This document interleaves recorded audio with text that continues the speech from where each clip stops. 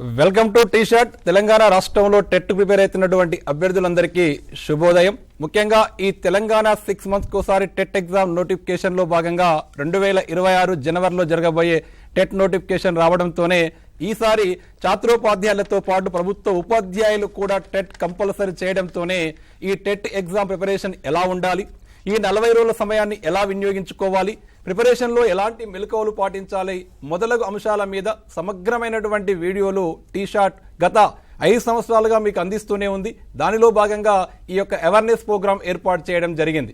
ఈనాటి కార్యక్రమంలో TET paper 1 and paper 2 ముఖ్యంగా కామన్గా ఉన్నటువంటి చైల్డ్ డెవలప్మెంట్ పెడగాజీ, అదేవిధంగా లాంగ్వేజ్ తెలుగు, అదేవిధంగా పేపర్ 1 పేపర్ 2లో కామన్గా మ్యాథమెటిక్స్, అదేవిధంగా ఈవీఎస్ లేదా సోషల్ స్టడీస్ సంబంధించినటువంటి విషయ నిపుణులు మన స్టూడియోలో ఉన్నారు. మీ సందేహాలన్నీ కూడా ఈ లైవ్ సెషన్ ద్వారా తప్పనిసరిగా మీకు నివృత్తి చేయడం జరుగుతుంది. అదేవిధంగా ఈ టీ షార్ట్ యూట్యూబ్ ఛానల్ చూసే వాళ్ళైతే తప్పనిసరిగా సబ్స్క్రైబ్ చేయండి, లైక్ చేయండి, షేర్ చేయండి. అదేవిధంగా ప్లేస్టోర్లో టీ షార్ట్ అనే యాప్ ఉంటుంది, డౌన్లోడ్ చేసుకుని దాన్ని ఫాలో అయితే ఈ యొక్క టెట్కు సంబంధించినటువంటి సమగ్రమైనటువంటి విషయ సమాచారంతో పాటు వీడియో క్లాసెస్ కూడా మీకు అందుబాటులో రావడం జరిగింది. అదేవిధంగా రేపటి నుంచి 40 days టీ షార్ట్లో ఈ యొక్క టెట్ మీద అవేర్నెస్ ప్రోగ్రామ్స్ ఉన్నాయి, వాటిని కూడా ఫాలో కాండి. ముఖ్యంగా అభ్యర్థులందరికీ శుభోదయం. ఈనాటి మన యొక్క అవేర్నెస్ ప్రోగ్రాంకు మ్యాథమెటిక్స్ అధ్యాపకులు, విషయ నిపుణులు నరసింహులు గారు ఉన్నారు. Welcome sir. అదేవిధంగా సోషల్ స్టడీస్ సంబంధించినటువంటి మార్కొండయ్య సార్ అందుబాటులో వచ్చారు. Sir welcome to T SAT. అదేవిధంగా తెలుగుకు సంబంధించి శేఖర్ తెలుగు అందుబాటులో ఉన్నారు, ప్రోగ్రామ్ లో పాల్పంచుకుంటున్నారు. Good morning, welcome sir.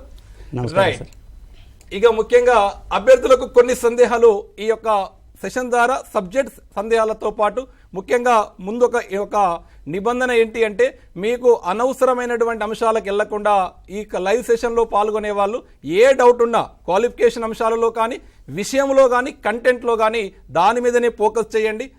ఇతర అంశాలు సామాజిక, ఆర్థిక, రాజకీయ అంశాల జోలికి వెళ్ళొద్దని కోరుతూ ఈ యొక్క టెట్ నోటిఫికేషన్ ఈ యొక్క నవంబర్ 14 నుండి రిలీజ్ కావడం జరిగింది. ఈ నెల 29 వరకు మీ అందరికీ తెలిసినటువంటి డేటే. ఇది పేపర్ 1 పేపర్ 2కు సంబంధించింది. తెలంగాణ రాష్ట్రంలో జనవరి 3 నుంచి మనకి ఎగ్జామ్స్ అనేవి కండక్ట్ చేయబోతూ ఉన్నారు. అయితే గత నోటిఫికేషన్, ఈ నోటిఫికేషన్లో కొద్దిపాటి మార్పులు జరిగినాయి. ఆ మార్పు ఏంటి అంటే ఒకటే మార్పు, ఇన్ సర్వీస్ టీచర్లకు రాజస్థాన్ కేసులో సుప్రీంకోర్టు జడ్జిమెంట్ అనుగుణంగా ఎన్సిటిఈ తన నిబంధన మార్చి 2010 కన్నా ముందు నియమితులైన విద్యా హక్కు చట్టానికంటే ముందుగా నియామకమైనటువంటి టీచర్లు కూడా రానున్న 2 సంవత్సరాలలో టెట్ కంపల్సరీ పాస్ కావాలని పేర్కొనడంతోనే తెలంగాణ రాష్ట్ర ప్రభుత్వం తొలిసారిగా ఆ జీవోని సవరించి ఈ యొక్క ప్రభుత్వ టీచర్లు కూడా టెట్ క్వాలిఫైడ్ కావాలి, టెట్ రాయాలి అవకాశం ఇవ్వడం జరిగింది.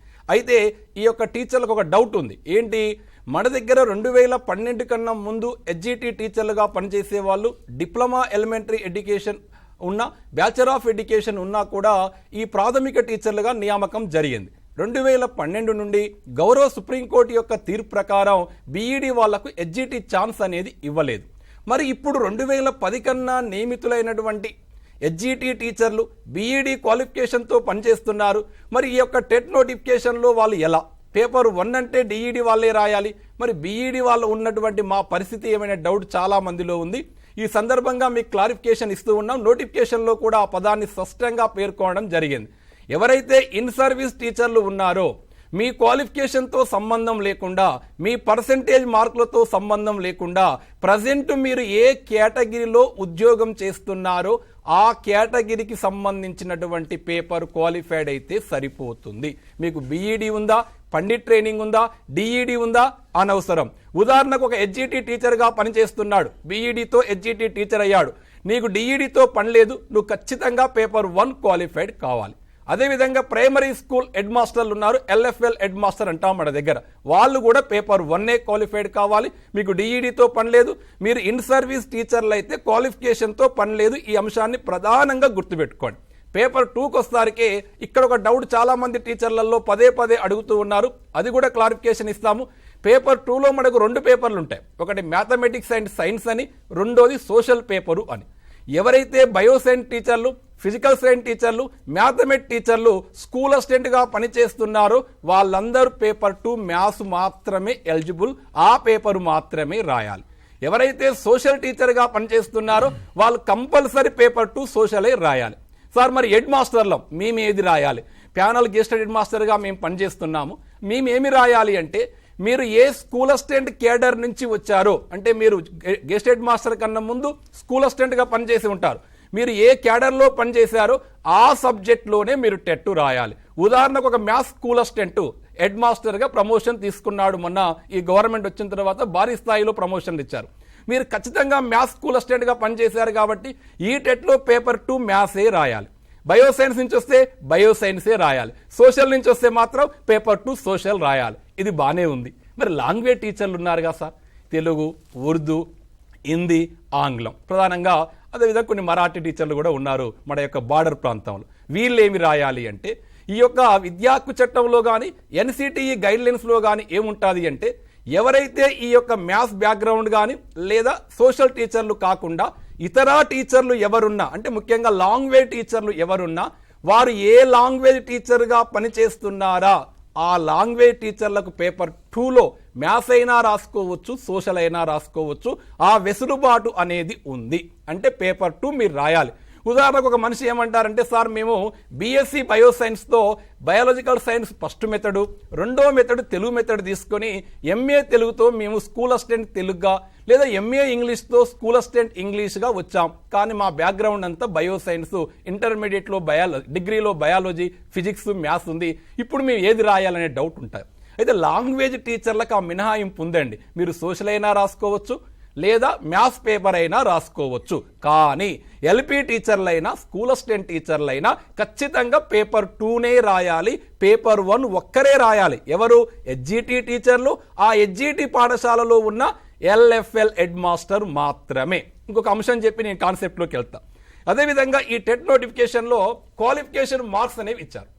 అంటే ఎలిజిబిలిటీ టెస్ట్, ఎలిజిబుల్ ఉన్నటువంటి వ్యక్తికి ఎంత పర్సెంటేజ్ మార్కులు ఉండాలని, దీని మీద కూడా సోషల్ మీడియాలో రకరకాల వార్తలు వస్తున్నాయి. అయితే ఎన్సిటి ఏం చేసింది అంటే 2015లో సవరించిన తర్వాత ఇక్కడ చాలామంది గుర్తుపెట్టుకోవాలి, టీచర్లు కూడా ఎప్పుడైతే పర్సెంటేజ్ మార్క్ అడుగుతాడో అది మన ట్రైనింగ్ మార్కులు అడగడు. ఇది బాగా గుర్తుపెట్టుకోండి. బీఈడి మార్కులు అడగడు, డిఈడి మార్కులు అడగడు. హెచ్జిటి వాళ్ళకైతే ఇంటర్మీడియట్ మార్కులు అడుగుతాడు, స్కూల్ అసిస్టెంట్ వాళ్ళకైతే డిగ్రీ మార్కులు మాత్రమే అడుగుతాడు. ప్రొఫెషనల్ మార్కులతో పర్సెంటేజ్తో పని లేదు. అది ఆటోమేటిక్గా అందరికీ ఎక్కువ ఉంటుంది. ఎందుకంటే మనం ప్రాక్టికల్ చేస్తాం కాబట్టి, ట్రైనింగ్ చేస్తాం కాబట్టి స్కోర్ పర్సెంటేజ్ బాగానే ఉంటుంది. అకాడమిక్ మార్కులు మాత్రమే అడిగాడు. పేపర్ 2 వాళ్ళకు డిగ్రీ మార్కులు, పేపర్ 1 వాళ్ళకు ఇంటర్మీడియట్ మార్కులు. 2015 కన్నా మీరు ట్రైనింగ్ పూర్తి చేసుకుంటే 40% మార్కులున్న ఎస్సీ, ఎస్టీ, బీసీ వాళ్ళు ఎలిజిబిలిటీగా తీసుకున్నాడు. 2015 తర్వాత కోర్సు చేస్తే మాత్రం కంపల్సరీ 45% వాళ్ళకు ఉండాలి, 50% ఓపెన్ కేటగిరీ వాళ్ళకు ఇంటర్మీడియట్లో కానీ పేపర్ 1 వాళ్ళకు, అదేవిధంగా పేపర్ 2 వాళ్ళకైతే డిగ్రీలో పర్సెంటేజ్ ఉండాలి. ఇక్కడ సమస్య ఏంది అంటే ఛాత్రోపాధ్యాయ పిల్లలకైతే ఆ పర్సెంటేజ్ ఉంది, వాళ్ళు టెట్ ఎగ్జామ్ రాసి కూడా ఉన్నారు. మేము ఎప్పుడో 94, 96, 98లో టీచర్లుగా అయినాం, అప్పుడు ఈ పర్సెంటేజ్ లేదు. మేము 40-41%తోనే ఆ రోజు మేము డిఎస్సి ఉద్యోగం చేస్తున్నాం హెచ్జిటిగా, స్కూల్ అసిస్టెంట్గా. మరి ఇప్పుడు పర్సెంటేజ్ అంటే అప్లికేషన్ తీసుకోదు కదా, మా పరిస్థితి ఏంటి అని చెప్పి గవర్నమెంట్ టీచర్లు రకరకాలుగా అడుగుతూ ఉన్నారు. ఇక్కడ ఇన్ సర్వీస్ టీచర్లకు పర్సెంటేజీ క్వాలిఫికేషన్లో ఈ టెట్ నోటిఫికేషన్లో మినహాయింపు ఉంది. నేను ముందే ఆ మాట చెప్పిన, ఏమని, మీరు పనిచేస్తున్న ఏ కేడర్ పోస్ట్లో ఉన్నారో ఆ కేడర్కు సంబంధించిన టెట్ రాయాలి తప్ప మీకు బీఈడి ఉందా, డిఈడి ఉందా, పర్సెంటేజ్ ఎక్కువ ఉందా, తక్కువ ఉందా అవసరం లేదు. అప్లికేషన్ స్వీకరిస్తూ ఉంది. అదేవిధంగా మరొక మాట, మీరు టీచర్లు ఇంతకాలం అనేక మంది విద్యార్థుల్ని భారత పౌరులుగా తయారు చేశారు. ఈ 40 రోజులు మీరు ప్రణాళికాబద్ధంగా ప్రిపరేషన్ అయితే మీకు ఏ డౌట్ ఉన్నా టీషార్ట్ యూట్యూబ్ ఛానల్ యాప్ ఉంది, ఫాలో కాండి, కంపల్సరీ మీరు క్వాలిఫైడ్ అవుతారు. టెట్ అనేది ఏదో అసాధారణమైన అంశం, మా వల్ల కాదు అనేటటువంటి సందేశాన్ని ఎక్కడా ఆ భయాన్ని మేము తొలగించండి. ఇంతకాలం మీరు బోధించినటువంటి అంశాలే టెట్ పరీక్షలు పరిశీలిస్తారు తప్ప కొత్తగా ఇక్కడ పరిశోధన చేసేది ఏమీ లేదు. మనం పరీక్ష మాత్రమే రాస్తున్నాము. మన పిల్లలకు ఏ టాపిక్స్ అయితే మనం బోధిస్తున్నామో ఆ అంశాలు మాత్రమే టెట్లో ఉంటాయి. మీరు భయాన్ని తొలగించి ఖచ్చితంగా 40 days వినియోగించండి. రైట్, ఇక ప్రధానంగా మనం చూస్తే పేపర్ 1 అండ్ పేపర్ 2 వాళ్ళకి ఇద్దరిగా కామన్గా ఉన్నటువంటిది మన ఏంటి అంటే చైల్డ్ డెవలప్మెంట్ అండ్ పెడగాజీ. ఇది శిశు వికాసము మరియు బోధన అభ్యసన శాస్త్రము అంటాం. శిశు వికాసము బోధన అభ్యసన శాస్త్రము అని చెప్పి పిలుస్తూ ఉంటాం. ఇది పేపర్ 1 వాళ్ళకి కానీ పేపర్ 2 వాళ్ళకి కానీ 30 మార్క్స్ అనేవి ఉన్నాయి. అయితే ఇక్కడ already present diploma elementary curriculum కానీ బ్యాచిలర్ ఆఫ్ ఎడ్యుకేషన్ కరికులం కానీ దాంట్లో ఉన్నటువంటి సిలబసే ఉన్నా ఇప్పుడున్నటువంటి ఇన్ సర్వీస్ టీచర్లు వాళ్ళు చదువుకునే కాలంలో ఈ పదం లేదు. సైకాలజీ విద్యా మనోవైజ్ఞానిక శాస్త్రము అని ఉండేది. విద్యా మనోవైజ్ఞానిక శాస్త్రమే ఆ పదాన్నే రూపాంతరం చేసి ఈ టెట్ సిలబస్లో శిశు వికాసము మరియు బోధన అభ్యసన శాస్త్రము అని తీసుకొచ్చారు. దీనికి ఒక 30 మార్క్స్ అనేవి ఇచ్చారు. అదేవిధంగా లాంగ్వేజ్ 1, ఈ లాంగ్వేజ్ 1లో కూడా చాలా మందికి డౌట్ ఉంది. మీకు క్లారిఫికేషన్ ఇస్తారు ఈ యొక్క టీషర్ట్ ద్వారా. ఏంటి అంటే లాంగ్వేజ్ 1 ఏం తీసుకోవాలి సార్? దీనికి ప్రధానంగా తెలంగాణ రాష్ట్రంలో తెలుగే తీసుకుంటారు. ఎవరైతే ఉర్దూ మీడియం వాళ్ళు ఉన్నారో వాళ్ళు ఉర్దూ తీసుకుంటారు, హిందీ మీడియం వాళ్ళు ఉంటే హిందీ తీసుకుంటారు. అయితే ఇక్కడ సమస్య ఏమొచ్చింది అంటే ఒక వ్యక్తి తెలుగు మీడియంలో చదువుకున్నాడు, అతను ఈ యొక్క లాంగ్వేజ్ పండిట్ హిందీ కోర్సు చేసి స్కూల్ అసిస్టెంట్ హిందీగా పనిచేస్తున్నాడు. ప్రజెంట్ స్కూల్ అసిస్టెంట్ హిందీగా పనిచేస్తున్నాడు. ఇప్పుడు ఈయన టెట్ రాసే సందర్భంలో పేపర్ 1 ఏజ్ చూజ్ చేసుకోవాలి, తెలుగా ఖచ్చితంగా హిందీ అంటే ఈ నోటిఫికేషన్లో ఖచ్చితంగా పేర్కొన్నారు మీరు హిందీ మాత్రమే తీసుకోవాలి. మీరు ఏ లాంగ్వేజ్ అయితే బోధిస్తున్నారో, ఏ లాంగ్వేజ్ టీచర్లుగా నియామకమై పనిచేస్తున్నారో ఆ లాంగ్వేజ్ 1 కింద మీరు ఆ హిందీ, ఉర్దూ, అది తెలుగు వాళ్ళు అయితే తెలుగు తీసుకుంటారు. ఎప్పుడైతే హిందీ మీరు తీసుకుంటారో మీ పేపర్ హిందీ అండ్ ఇంగ్లీష్లో ఉంటుంది. బైలింగ్లో పేపర్ ఉంటుంది టెట్ పేపర్, అప్పుడు హిందీ ఇంగ్లీష్లో ఆ పేపర్ అనేది ఉంటుంది. తెలుగు తీసుకుంటే తెలుగు అండ్ ఇంగ్లీష్లో ఉంటుంది. ఇది ఒకటి బాగా గుర్తుపెట్టుకోండి. అది మాత్రం లాంగ్వేజ్ 1. లాంగ్వేజ్ 2 అందరికీ కామన్ అండి, ఎవరికి మినహాయింపు లేదు, అందరికీ ఆంగ్లమే. ఆంగ్లం వాళ్ళకైనా ఆంగ్లమే, నాన్ సబ్జెక్ట్ వాళ్ళకైనా ఆంగ్లమే, లాంగ్వేజ్ టీచర్లకైనా ఆంగ్లమే, తెలుగు టీచర్కి కూడా ఆంగ్లమే, మినహాయింపు లేదు. ఇది 3వ భాగంగా తీసుకున్నాం. 4 వచ్చేది పూర్తిగా కంటెంట్. పేపర్ 1 వాళ్ళకైతే మ్యాథమెటిక్స్ అండ్ ఈవీఎస్, పేపర్ 2 వాళ్ళకైతే సైన్స్ వాళ్ళకు 30 మార్క్స్ మ్యాథమెటిక్స్, సార్లు మాట్లాడతారు, 30 మార్క్స్ సైన్స్లో మళ్ళీ physical science, bio science. Social వాళ్ళకైతే అదృష్టవంతులు పూర్తిగా 60 మార్కులు సోషల్, 48 + 12, 48 కంటెంట్, 12 మెథడాలజీ ఉంటుంది. ఇక్కడ 150 మార్కుల్లో 90 మార్కులు వస్తే ఓసీ అభ్యర్థులు క్వాలిఫైడ్, 75 మార్కులు వస్తే బీసీ అభ్యర్థులు క్వాలిఫైడ్, 60 మార్కులు వస్తే ఎస్సీ ఎస్టీ సోదరులు దివ్యాంగులు క్వాలిఫైడ్ మార్కులుగా ఇచ్చాం. అయితే గవర్నమెంట్ టీచర్లకు మాత్రమే క్వాలిఫైడ్. అదేవిధంగా ఛాత్రోపాధ్యాయులకు, టీచర్ ఉద్యోగానికి ప్రిపేర్ అవుతున్న అభ్యర్థులకు టెట్ ఎలిజిబిలిటీ టెస్ట్ కాదు, ఇది ఎంపిక పరీక్షలో భాగం. అభ్యర్థులు మర్చిపోవద్దు. ఎందుకు అంటే తెలుగు రాష్ట్రాల్లో టెట్ యొక్క మార్కులకు డిఎస్సి ఎంపికలో, అదేవిధంగా టీజీటీ పరీక్ష ఎంపికలో 20% వెయిటేజ్ అనేది ఉంది. ఒక్క మార్కే జీవితాన్ని తలకిందులు చేస్తున్న నేటి సందర్భంలో టెట్లో వచ్చిన ప్రతి మార్కు కూడా డిఎస్సిలో మీకు ముఖ్యమైన పాత్ర పోషిస్తుంది. కాబట్టి మీరు ఎంత స్కోర్ పెంచుకుంటే డిఎస్సికి అంత సేఫ్లో ఉంటారు. ఇది ఛాత్రోపాధ్యాయులు బాగా గుర్తుపెట్టుకోండి. దీని వ్యాలిడిటీ వచ్చి 1 year. ఇక్కడ చూడండి 5 భాగాలు ఉన్నాయి. 5 భాగాలకు 30 మార్కులు ఇచ్చారు. 30 క్వశ్చన్లు 30 మార్కులు ఇచ్చారు. మనకి ఎన్ని రావాలండి? ఓసీ వాళ్ళకు 10 పార్ట్ నుంచి 18 సగటు వస్తే క్వాలిఫైడ్ అవుతారు.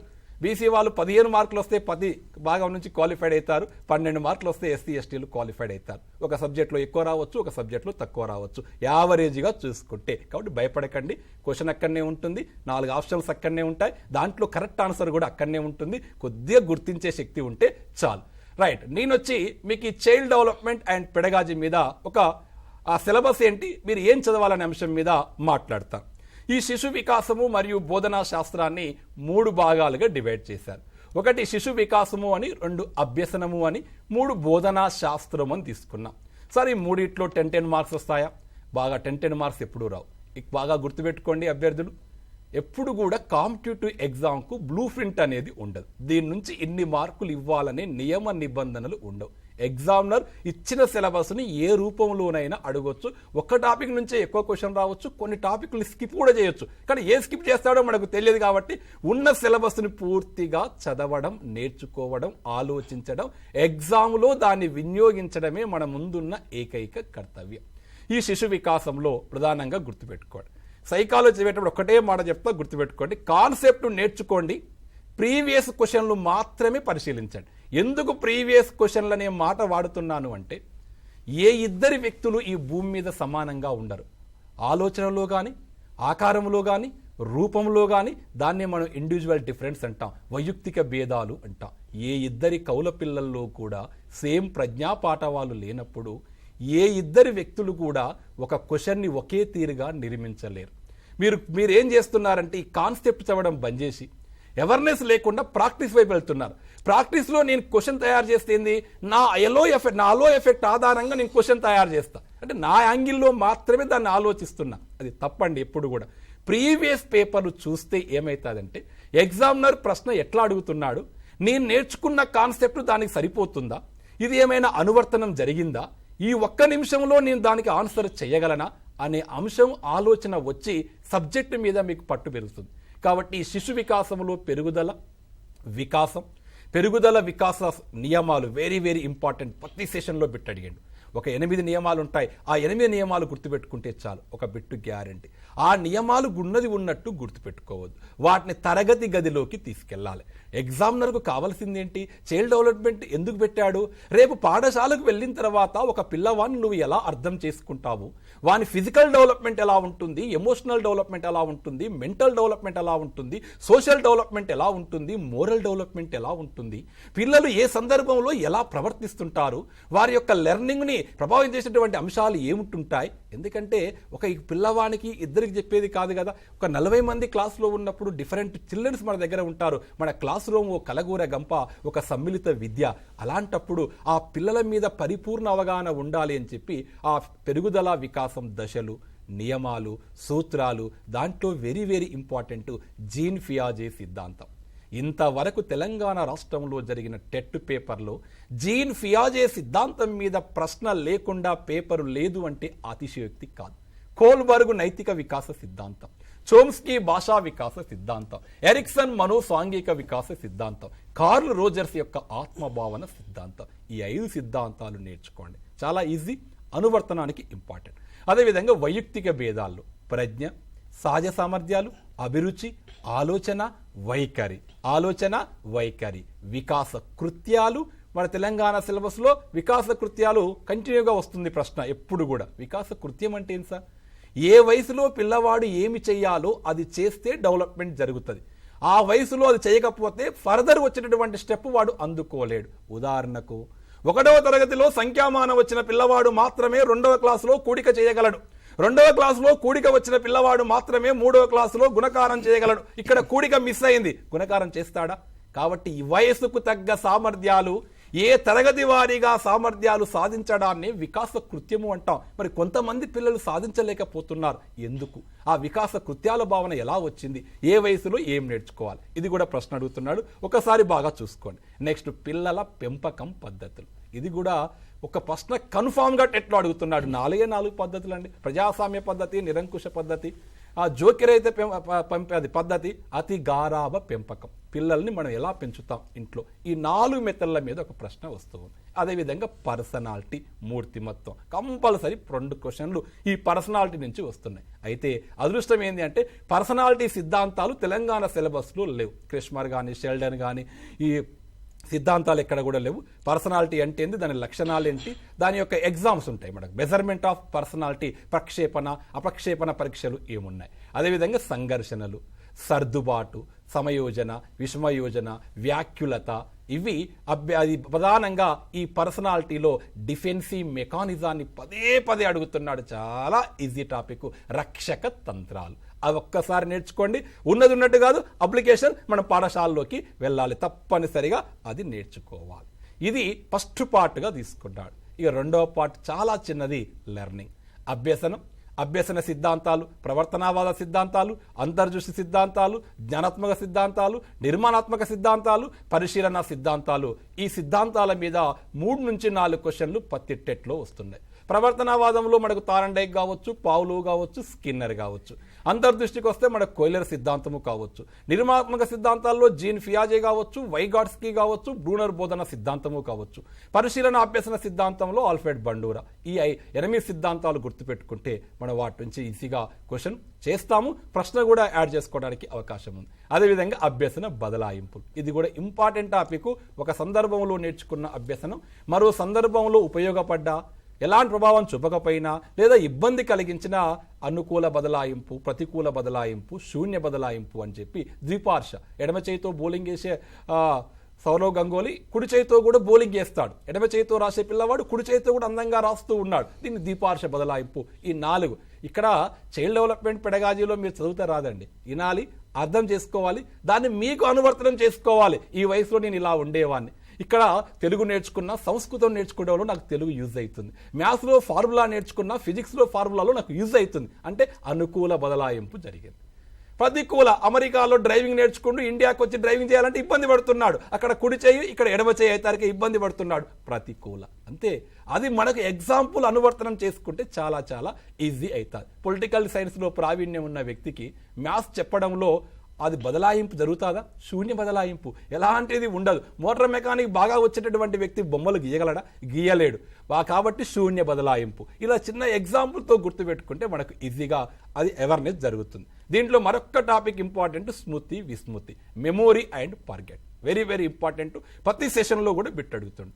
స్మృతి అంటే ఏంటి, ఎలా గుర్తుపెట్టుకుంటాం, ఎన్కోడింగ్ ఎలా జరుగుతుంది, విస్మృతి అంటే ఏంది, దాని కారణాలు ఏంది, తిరోగమన అవరోధాలు ఎలా జరుగుతాయి, ఎందుకు గుర్తుపెట్టుకుంటాము, ఎందుకు మర్చిపోతాం, అది మనకు కూడా అవసరమే. కాబట్టి ఆసక్తిగా దాన్ని నేర్చుకోండి. ఇది 2వ పార్ట్గా తీసుకున్నాడు. 8 బిట్లు, 7 నుంచి 8 బిట్లు 2వ పార్ట్ నుంచి ప్రతి టెట్లో మనకు కనపడుతూ ఉంది. ఇక 3వది పెద్ద టాపిక్ బోధనా శాస్త్రము అన్నాడు. ఇది కొద్దిగా డ్రైగా అనిపిస్తుంది, అంత ఇంట్రెస్ట్గా మీకు అనిపించదు. టీచింగ్ అండ్ లెర్నింగ్ ప్రాసెస్ ఏంటి అంటే, బోధన అంటే ఏంది, అభ్యసనం అంటే ఏంది, ఈ రెండింటి మధ్య రిలేషన్ ఏంది. ఇక్కడ బోధన అభ్యసనం ఎందుకు అంటున్నానంటే, నేనేమో బోధకుడిని, పిల్లవాడేమో అభ్యాసకుడు, మా ఇద్దరి మధ్యనే లెర్నింగ్ జరుగుతుంది. అంటే నా నుండి భావాలు వాడు గ్రహిస్తాడు, విద్యార్థి నుంచి సారు గ్రహిస్తాడు. అందుకే జిడ్డు కృష్ణమూర్తితో మాట అంటాడు, విద్యా సాధనలో ఉపాధ్యాయులు విద్యార్థులు ఇద్దరూ సమానులే, ఒకరిని అనుసరించి మరొకరు నేర్చుకుంటారు తప్ప. అందుకే టీచర్ అండ్ లెర్నర్ ఇద్దరితోనే ఈ యొక్క టీచింగ్ లెర్నింగ్ ప్రాసెస్ ఉంది. కాబట్టి బోధనా అభ్యసనాన్ని పరిచయం చేశాడు.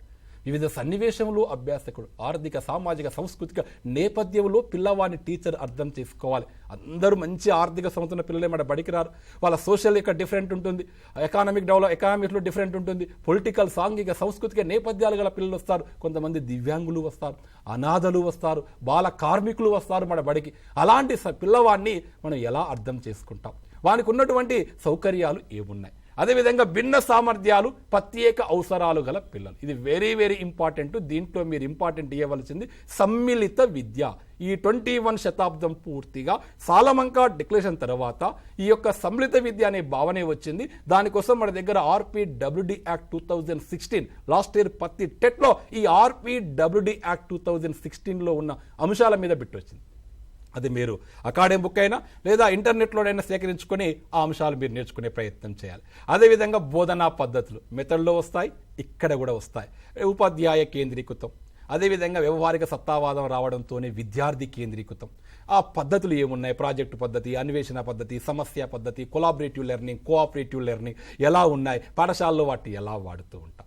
అదేవిధంగా ఇండివిజువల్ అండ్ గ్రూప్ లెర్నింగ్, ఒక వ్యక్తికే అభ్యసనం చేయిస్తే వైయక్తిక అభ్యసనం, ఒక సమూహానికి అంటే మన క్లాస్ రూమ్ వచ్చేప్పుడు కూడా గ్రూప్ లెర్నింగ్. ఆ గ్రూప్ లెర్నింగ్, క్లాస్ రూమ్ నిర్వహణ నమూనాలు 3 రకాలు ఉంటాయి, వాటి నుంచి కూడా మనం పెడగాజీలో తీసుకోవాలి. అదేవిధంగా క్లాస్ రూమ్ నిర్వహణ, లీడర్షిప్. టీచర్ అనే వ్యక్తి కేవలం ఉపాధ్యాయుడే కాదు, తరగతి గదిని ఒక సమూహంగా తీసుకుంటే దాని యొక్క లీడరే టీచర్. పాఠం చెప్పడమే నీ బాధ్యత కాదు, ఆ 40 మందిని ఆ గంట సేపు నువ్వు నిర్వహించాలి అంటే ఒక బెస్ట్ లీడర్షిప్ ఉండాలి. సహభాగి నాయకత్వం, నిరంకుశ నాయకత్వం, అనుమతి ఇచ్చే నాయకత్వం, ఈ 3 నాయకత్వాల మీద ఒక ప్రశ్న అడుగుతూ ఉన్నాడు. అదేవిధంగా పిల్లలకు అనేకమైన సమస్యలు ఉంటాయి. అందరు సమస్యలు లేని వారు ఎవరు లేరు, మీరే నేనే అంటాయి. మన పిల్లలకి ఇంకా ఎక్కువ ఉంటాయి. నువ్వు పిల్లలకు ఒక గైడు, ఒక కౌన్సిలర్, మార్గదర్శకత్వం, మంత్రణం, అందుకే మనకు పరిచయం చేశాడు. అదేవిధంగా స్టడీ హ్యాబిట్స్ ఎలా పెంపొందించాలి.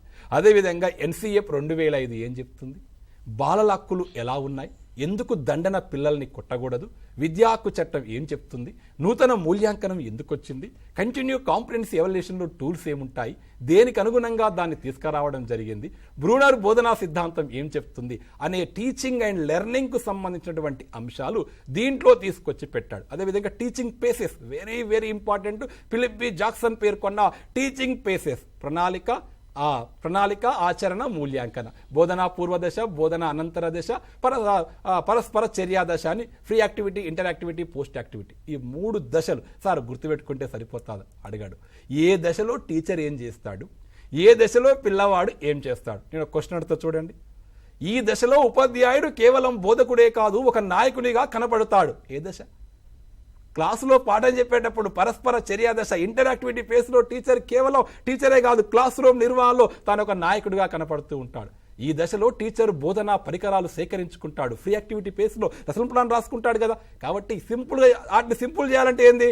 స్టాఫ్ రూమ్లో కూర్చొని లెసన్ ప్లాన్ రాసుకునేది ఫ్రీ యాక్టివిటీ. క్లాస్కి వెళ్ళి పాఠం చెప్పేది ఇంటరాక్టివిటీ. పాఠం చెప్పినాక ఎవాల్యుయేషన్, అది ఓరల్ కావచ్చు, రిటర్న్ కావచ్చు, ఎవాల్యుయేషన్ చేసేది పోస్ట్ యాక్టివిటీ. అంతే. వీటి కోసం పెద్ద మిగిలిన టెట్ సిలబస్లో సైకాలజీ, చైల్డ్ డెవలప్మెంట్, పెడగాజీ అంత ఈజీ ఇంకోటి లేదు. ఎందుకంటే అది ఇంట్రెస్ట్గా ఉంటుంది, దాన్ని అనువర్తనం చేసుకుంటాం కాబట్టి చాలా సింపుల్గా ఉంటుంది. దీంట్లో నాలెడ్జ్ బేసిక్ ఏమి ఉండదు, బట్టి పడటానికి ఛాన్స్ ఉండదు. కాన్సెప్ట్ అర్థమైతే చాలు. ఈ అంశాలు జాగ్రత్తగా చూడండి. సార్ మరి తెలుగు అకాడమీ పుస్తకాలే ప్రామాణికంగా తీసుకోండి, కాన్సెప్ట్ వినండి, ప్రీవియస్ క్వశ్చన్ తప్పనిసరిగా ఫాలో కాండి. ఇంకా మీకు ఏమైనా డౌట్ ఉంటే మన టీషార్ట్లో ఈ యొక్క శిశు వికాసం బోధనాశాస్త్రం వీడియోలు ఉన్నాయి, అవి కూడా రీసోర్స్గా వినియోగించుకోండి. ఇంకా మీ డౌట్లు ఏముంటే ఫర్దర్గా చూద్దాం. ఇప్పుడు మనం మ్యాథమెటిక్స్, ఇది చాలామంది భయపడుతూ ఉంటారు మ్యాథ్స్ అంటే. ఇక్కడ చిన్న మాట ఏంటి అంటే, నేను నాన్ మ్యాథ్స్ సార్, బయోసైన్స్ టీచర్ని, ఫిజికల్ సైన్స్ టీచర్ని. హలో హలో, నమస్కారం సార్. నమస్తే, చెప్పండి సార్. అది మాది బిఎడ్ కోర్స్ చేసినాం సార్. Okay okay. మాకు స్కోరు ఇప్పుడు పేపర్ 2 ఉంటుంది కదా సార్, మేము పేపర్ 2 రాయాలి కదా. పేపర్ 2 మ్యాథ్స్ సోషలా? అవును సార్, అవును. చెప్పండి. అయితే మాకు స్కోరు పెరుగుతలేదు సార్. మాకు సైన్స్ ఉండడం వల్ల, ఫిజికల్ సైన్స్, బయో సైన్స్ ఉండడం వల్ల పెరుగుతలేదు స్కోరు. మాకు మ్యాథ్స్ వాళ్ళకి మ్యాథ్స్ పెట్టి, సైన్స్ వాళ్ళకి సైన్స్ పెట్టగలరని మీకు విన్నపం చేస్తున్నాం సార్. రైట్ మల్లేశం, మనం విధానపరమైన నిర్ణయంలో భాగస్వామ్యం కాదు. ఎక్కడ కూడా విద్య ఉమ్మడి జాబితాలో ఉంది కాబట్టి దేశంలో teacher qualification, eligibility, recruitment test యొక్క ప్రమాణాలు రూపొందించేది National Council of Teacher Education వాళ్ళు. ఆ యొక్క ఎన్సిటి గైడ్లైన్స్నే రాష్ట్రాలు ఫాలో అవుతాయి. సీటెట్లో ఎలాంటి సీటెట్ యొక్క ఎగ్జామ్ ఎలా ఉందో మన దగ్గర అలానే ఉంది. అయితే ఇక్కడ చాలామంది టీచర్లకు కూడా ఒక డౌట్, దీని మీద క్లారిటీ ఇస్తే ఈ సందర్భంలో నేను మ్యాథ్స్ రాకనే బయోసైన్స్కి వెళ్ళాను కదా, నాకెందుకు మళ్ళీ మ్యాథ్స్ అనే డౌట్ ఉంటుంది ఇక్కడ. అయితే ఈ విద్యా హక్కు చట్టాన్ని రూపొందించే సందర్భంలో ఎలిమెంటరీ స్థాయిలో ఏం చేశారు అంటే, సబ్జెక్ట్ కో టీచర్ని చట్టం చెప్పలేదండి. ఎలిమెంటరీ స్థాయిలో ఒక సైన్స్ టీచర్, ఒక మ్యాథ్స్ టీచర్, ఒక సోషల్ టీచర్, ఒక లాంగ్వేజ్ టీచర్ అని చెప్పాడు. ఇక్కడ ఏం జరగాలంటే, ఒక సైన్స్ టీచరు ఆ స్కూల్లో మ్యాథ్స్ లేకున్నా కూడా పిల్లవాడు అన్యాయానికి గురి కావద్దు, మ్యాథ్స్ చెప్పగలగాలి. మనం చెప్పే మ్యాథ్స్ ఇంటర్మీడియట్ కాదు. ఇక్కడ నాన్ మ్యాథ్స్ అనే పదాన్ని ముందు తీయండి. ఒకవేళ ఈ యొక్క మార్పు జరగాలని గత టెట్ నోట్ 2011 నుంచే స్టూడెంట్స్ నుంచి వస్తున్నాయి. ఎన్సిటి వాళ్ళకు కేంద్రానికి చెప్తూ ఉన్నారు. సీటెట్లో ఆ మార్పులు జరిగితే మన దగ్గర జరుగుతాయి తప్ప ఇక్కడ స్టేట్ గవర్నమెంట్ అయితే అలాంటి ప్రయత్నం చేయదు. ఎందుకంటే ఎన్సిటి గైడ్లైన్స్ ఎవరైనా పాటించవలసిందే. విద్య ఉమ్మడి జాబితాలో ఉంది కాబట్టి వాళ్ళ యొక్క అధికారమే ఫైనల్ అవుతుంది. కాబట్టి మీ మార్పు చేదే, మనం పాలసీ మేకర్లం కాదు కాబట్టి ఖచ్చితంగా గవర్నమెంట్ దృష్టికి మన టీషర్ట్ వాళ్ళు కానీ ఇక్కడ డౌట్స్ ఇలా వస్తున్నాయని తీసుకెళ్తారు. వీలుంటే చూద్దాం. కానీ మీరు 30 మార్కులు మ్యాథ్స్ ఉందని భయపడకండి. చిన్న బేసిక్ నేర్చుకోండి. మనకు మ్యాథ్స్ సార్ అందుబాటులో ఉన్నాడు. ఆ క్లారిఫికేషన్ పూర్తి ఇచ్చేటువంటి ప్రయత్నం చేస్తాను. ముందు నాకు మ్యాథ్స్ రాదనే భావన తీయండి. అందరం 10th క్లాస్ వరకు మ్యాథ్స్ నేర్చుకున్న వాళ్ళమే. మ్యాథ్స్ రాదంటే ఎవరికి రాదు? 10 రూపాయలు తీసుకొని కిరణ్ షాప్కి వెళ్ళి 5 రూపాయలు చాక్లెట్ కొనుక్కొని 5 రూపాయలు షాప్ వానికి ఇచ్చి వస్తే నాకు మ్యాథ్స్ రాదు, 5 రూపాయలు ఇయ్యని అడుగుతున్నా కదా. కాబట్టి మ్యాథ్స్ వచ్చింది, కానీ మనకు ఒక ఫోబియా క్రియేట్ చేసారు. మ్యాథ్స్ ఆడు ఏది ఆడు కాదు, అన్ని ఈజే. కొద్ది బేసిక్ నేర్చుకొని టెట్ వరకు ఇబ్బంది పడకండి. ఈ మ్యాథమెటిక్స్ సంబంధించి మనకు నరసింహులు సార్ అందుబాటులో ఉన్నారు. సార్, మరి పేపర్ 1, పేపర్ 2 మ్యాథ్స్ సిలబస్ ఏంటి, ఏ అంశాలకు ఎగ్జామినర్ ఇంపార్టెంట్ ఇస్తున్నాడు, ఎలా నేర్చుకోవాలో సార్ ద్వారా తెలుసుకుందాం. సార్. టీషర్ట్ ప్రేక్షకులకు నమస్కారం. టీజీటెట్ ప్రిపేర్ అవుతున్నటువంటి అభ్యర్థులందరికీ కూడా స్వాగతం. టీజీటెట్లో పేపర్ 1, పేపర్ 2 మ్యాథమెటిక్స్ సంబంధించి మనం ప్రధానంగా ఒక్కొక్క పేపర్ చూద్దాం. దీంట్లో మ్యాథమెటిక్స్కు 30 మార్క్స్ ఇవ్వడం జరిగింది. ఈ 30లో 24 మార్క్స్ కంటెంట్కు, 6 మార్క్స్ పెడగాజికి ఇవ్వడం జరిగింది. సో పేపర్ 1, పేపర్ 2కు అసలు సిలబస్ ఏముంది ఒకసారి మనం డిస్కస్ చేద్దాం. మొదటగా పేపర్ 1కు సంబంధించి మొదటి అధ్యాయంగా మనకు నంబర్ సిస్టమ్ ఇవ్వడం జరిగింది. నంబర్ సిస్టమ్ అంటే సంఖ్యామానం. ఈ సంఖ్యామానం లోపల మనకు 1వ తరగతి నుంచి 8వ తరగతి వరకు ఉన్నటువంటి అంశాలన్నింటినీ కూడా మనము పేపర్ 1కు సంబంధించి మనం సాధన చేయాల్సి ఉంటుంది. ఇందులో మనకు ప్రధానంగా ఏంటంటే సంఖ్యామానం లోపల సహజ సంఖ్యలు, తర్వాత హోల్ నెంబర్స్, పూర్ణాంకాలు, ఇంటీజర్స్ పూర్ణ సంఖ్యలు, ఆ తర్వాత రేషనల్ నెంబర్స్ అని రేషనల్ నెంబర్స్ వరకు పేపర్ 1 సిలబస్ను పరిమితం చేయడం జరిగింది. అయితే ఇందులో ప్రధానంగా మనం దృష్టి సారించాల్సిన అంశాలు ఏంటంటే మెయిన్గా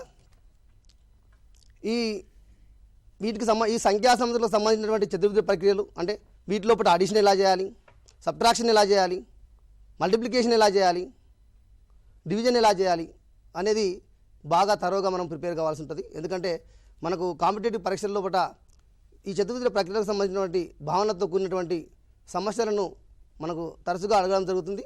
సో టీజీ టెట్లో పట అసలు మెయిన్గా మనము గుర్తుపెట్టుకోవాల్సింది ఏంటంటే అడిషన్ ఆఫ్ ఇంటీజర్స్ ఎట్లా ఉంటుంది, మల్టిప్లికేషన్ ఆఫ్ ఇంటీజర్ ఎట్లా ఉంటుంది, డివిజన్ ఆఫ్ ఇంటీజర్ ఎట్లుంటుంది, తర్వాత సబ్ట్రాక్షన్ ఆఫ్ ఇంటీజర్స్ ఎలా ఉంటుంది, అంటే పూర్ణ సంఖ్యల యొక్క చతుర్థి ప్రక్రియలు ఏవైతే ఉన్నాయో అవి వాటిపైన ఎక్కువ దృష్టి సారించినట్లయితే మ్యాథమెటిక్స్ అనేది చాలా సులభమవుతుంది.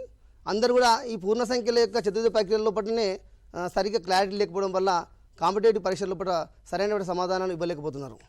అదేవిధంగా మనము ఇంకొక అంశాన్ని పరిశీలించినట్టయితే మనము రేషనల్ నెంబర్స్ అనేది ఉంది. మనకి 8th క్లాస్లో రేషనల్ నెంబర్స్ అనే టాపిక్, అంటే అకర్ణీయ సంఖ్యలు అనే టాపిక్లో మనకు సంఖ్యా ధర్మాలు ఉన్నాయి దాంట్లో. సో ఈ ధర్మాలకు సంబంధించిన ప్రశ్న కూడా తరచుగా అడగడం జరుగుతుంది. మీరు అందరూ కూడా ఈ సంఖ్యా ధర్మాలకు సంబంధించినటువంటి భావన పైన పూర్తి క్లారిటీతో ఉండాలి. దీనికి మీరు 8వ తరగతి పాఠ్యపుస్తకాన్ని సంప్రదించి అందులో ఉన్నటువంటి సమస్యలను సాధన చేసినట్లయితే మీకు టెట్లో పట ఏ సంఖ్యా ధర్మాలపైన ఎలాంటి ప్రశ్న ఇచ్చినా కూడా మనము సులభంగా సాధించడానికి అవకాశం ఉంటుంది. అదేవిధంగా ఇందులో కొన్ని అంశాలు ఏంటంటే మనము సంఖ్యలు అనేటివి సరి సంఖ్యలు, బేస్ సంఖ్యలు ఇలా మనం విభజిస్తూ ఉంటాం. వీటికి సంబంధించిన భావన పట్ల కూడా మనము పూర్తి అవగాహన చేసుకోవాలి. అదేవిధంగా ఇందులో ప్రైమ్ నెంబర్స్, కాంపోజిట్ నెంబర్స్ అంటే ప్రధాన సంఖ్యలు, సంయుక్త సంఖ్యలు, ఇది చాలా చాలా ఇంపార్టెంట్. టెట్లో కానీ డిఎస్లో కానీ ఎక్కువసార్లు రిపీట్ అయినటువంటి క్వశ్చన్ ఏంటంటే ప్రధాన సంఖ్యలకు సంబంధించినటువంటి కాన్సెప్ట్. సో ఎప్పుడైనా కూడా మనం ఒక అంశాన్ని ఎట్లా చదువుకోవాలంటే ఆ అంశం ఏడ మొదలైంది, ఏడు వరకు ఎండ్ అయింది అనే రీతిలో మనము ప్రాక్టీస్ చేయాలి. అందరూ ఏం చేస్తారంటే ఒక జిగ్జాగ్లో ప్రిపేర్ అవుతారు. జిగ్జాగ్లో ప్రిపేర్ కాకుండా మనం అది సపోజ్ 3rd క్లాస్లో ప్రారంభించబడ్డది అనుకో, 3rd క్లాస్లో స్టార్ట్ చేసి 8th క్లాస్లో ఎండ్ అయితే 8th క్లాస్ వరకు మనము కంటిన్యూగా 1 by 1 మనము నోట్స్ ప్రిపేర్ చేసుకుని ఆ రకంగా ప్రిపేర్ కావాలి. ఇది నా సూచన. ప్రైమ్ నెంబర్స్లో అడిగే క్వశ్చన్ ఎలా ఉంటాయంటే అతి చిన్న ప్రైమ్ నెంబర్ ఏంది, లేదా సరి ప్రధాన సంఖ్య ఇలా ఏంది, 100 లోపు ప్రధాన సంఖ్యలు ఎన్ని ఉంటాయి, లేదంటే 1ల స్థానంలో 1 కలిగినటువంటి ప్రధాన సంఖ్యలు 100 లోపు ఎన్ని ఉన్నాయి, లేదంటే 1 నుంచి 50 వరకు ప్రధాన సంఖ్యలు ఎన్ని ఉన్నాయి, ఇంకా కవల ప్రధాన సంఖ్యలు ఉంటాయి. సో కవల ప్రధాన సంఖ్యలు అంటే 2 ప్రధాన సంఖ్యల మధ్య భేదము, 2 ఉండే సంఖ్యలను కవల ప్రధాన సంఖ్యలు అంటాం. 3, 5 అలాంటివి, 11, 13 ఇలాంటి ప్రధాన సంఖ్యలను కవల ప్రధాన సంఖ్యలు అంటాం. ఇలాంటి 100 లోపు ఎన్ని జతలు ఉన్నాయంటే 8 జతలు ఉంటాయి ఇట్లా. సో ఇలా మనము కొన్ని కాన్సెప్ట్ బేస్డ్గా మనం వెళ్ళాలి. ఒక భావన నేర్చుకుంటున్నామంటే దాన్ని పూర్తిగా అధ్యయనం చేయాలి, పూర్తిగా స్టడీ చేసి మనము నోట్స్ రాసుకొని సొంతంగా నోట్స్ రాసుకొని ప్రిపేర్ అయితేనే మనం అది కూడా మన తెలంగాణ ముద్రించినటువంటి SCERT టెక్స్ట్ బుక్సే మనకు ప్రామాణికం, ఆ విషయం మర్చిపోరాదు. అదేవిధంగా ఇక నెక్స్ట్ మనకి ఏంటంటే ఇక LCM అండ్ HCF, మన సిలబస్లో HCFను GCD అన్నాడు, GCD అన్న LCF అన్న ఒకటే. కసాగు గసాబా, సో కసాగు గసాబా మధ్య సంబంధం ఏంది, 2 సంఖ్యల లబ్ధం ఈక్వల్స్ టు కసాగు ఇంటూ గసాబా. ఈ రిలేషన్ను బేస్ చేసుకొని తరచుగా ప్రశ్నలు అడుగుతున్నాడు కాబట్టి దీన్ని కూడా దృష్టి సారించాల్సిందిగా మిమ్మల్ని అందరికీ కొడతా ఉన్నాం.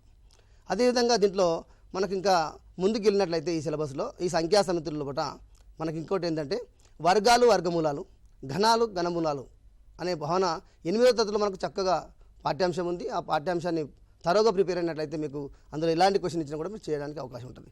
ఇందులో సబ్ టాపిక్గా మనకు పైథాగరన్ ట్రిప్లెట్స్ అని స్క్వేర్స్లో ఉన్నది. మనకు అంటే వర్గాల లోపల పైథాగరన్ టికము అంటే పైథాగర సిద్ధాంతం ఉపయోగించి మనము 3 భుజాలను చూస్తాం మనం.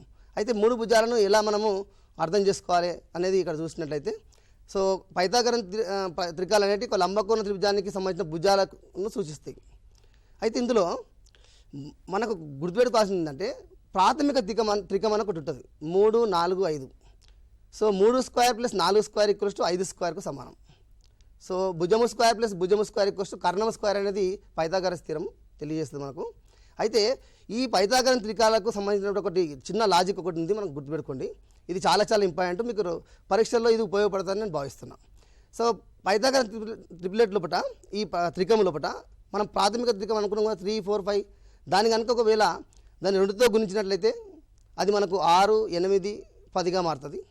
ఒకవేళ 3తో గుణించినట్లయితే 9, తర్వాత 8, తర్వాత 15గా మారుతుంది. ఇలా మనకు దీని యొక్క గుణిజాలను అంటే వీటిని వరుస నెంబర్లతో గుణించడం ద్వారా ఏర్పడే సంఖ్యలు కూడా ఆ త్రికాలు కూడా మనకు పైథాగరస్ త్రికాలు అయితే ఈ లాజిక్ను కూడా మీరు అర్థం చేసుకోవాలి. ఇవి మీరు నోట్ చేసుకున్నట్లయితే మీకు చక్కగా ఉపయోగపడుతుంది. ఇంకొక లాజిక్ ఒకటి ఇంపార్టెంట్ లాజిక్ మీకు చెప్తా. ఒకటి అసలు పైథాగరస్ త్రికాలను ఎట్లా గుర్తుపెట్టుకోవాలి అన్నదానికి ఒక చిన్న లాజిక్ చెప్తాను మీకు. మనకు పైథాగరస్ త్రికం అనేది మొదటి సంఖ్య కనుక ఒకవేళ ప్రధాన సంఖ్య ఉంటే తర్వాత 2 సంఖ్యలు సులభంగా రాయొచ్చు. మనం ఎలా రాస్తాం అనేది ఒకటి చూద్దాం. సపోజు 3, 4, 5 మీకు దీని బిహైండ్ ఒక లాజిక్ ఏంటనేది ఒకటి చెప్తాను మీకు. సో 3, 4, 5లో 3 అనేది మొదటిది ఏంది సరే ప్రధాన సంఖ్య. ఈ ప్రధాన సంఖ్యను వర్గం చేయండి. ఏమొస్తుంది? 3ని స్క్వేర్ చేస్తే 9 వస్తుంది. 9లో సగం చేయండి. ఎంత అవుతుంది? 4.5 అవుతుంది. సో 4 పాయింట్కు ముందున్న సంఖ్య ఎంత? 4. తర్వాత ఉన్న సంఖ్య ఎంత? 5. అంటే 3 అనే ప్రధాన సంఖ్యతో త్రికాన్ని స్టార్ట్ చేస్తే తర్వాత 2 నెంబర్లు ఏముంటాయి? 4, 5 ఉంటాయి. సో అట్లనే ఒకవేళ 3 తర్వాత ప్రధాన సంఖ్య ఏంటి? 5 తీసుకున్నట్లయితే 5 స్క్వేర్ ఎంత? 25. 25 సగం ఎంత? 12.5. సో 12.5లో 12 కంటే ముందు ఉండేది 12, తర్వాత ఉండే నెంబర్ ఎంత?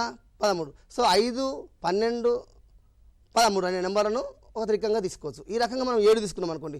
7 స్క్వేర్ ఎంత? 49. 49లో హాఫ్ ఎంత?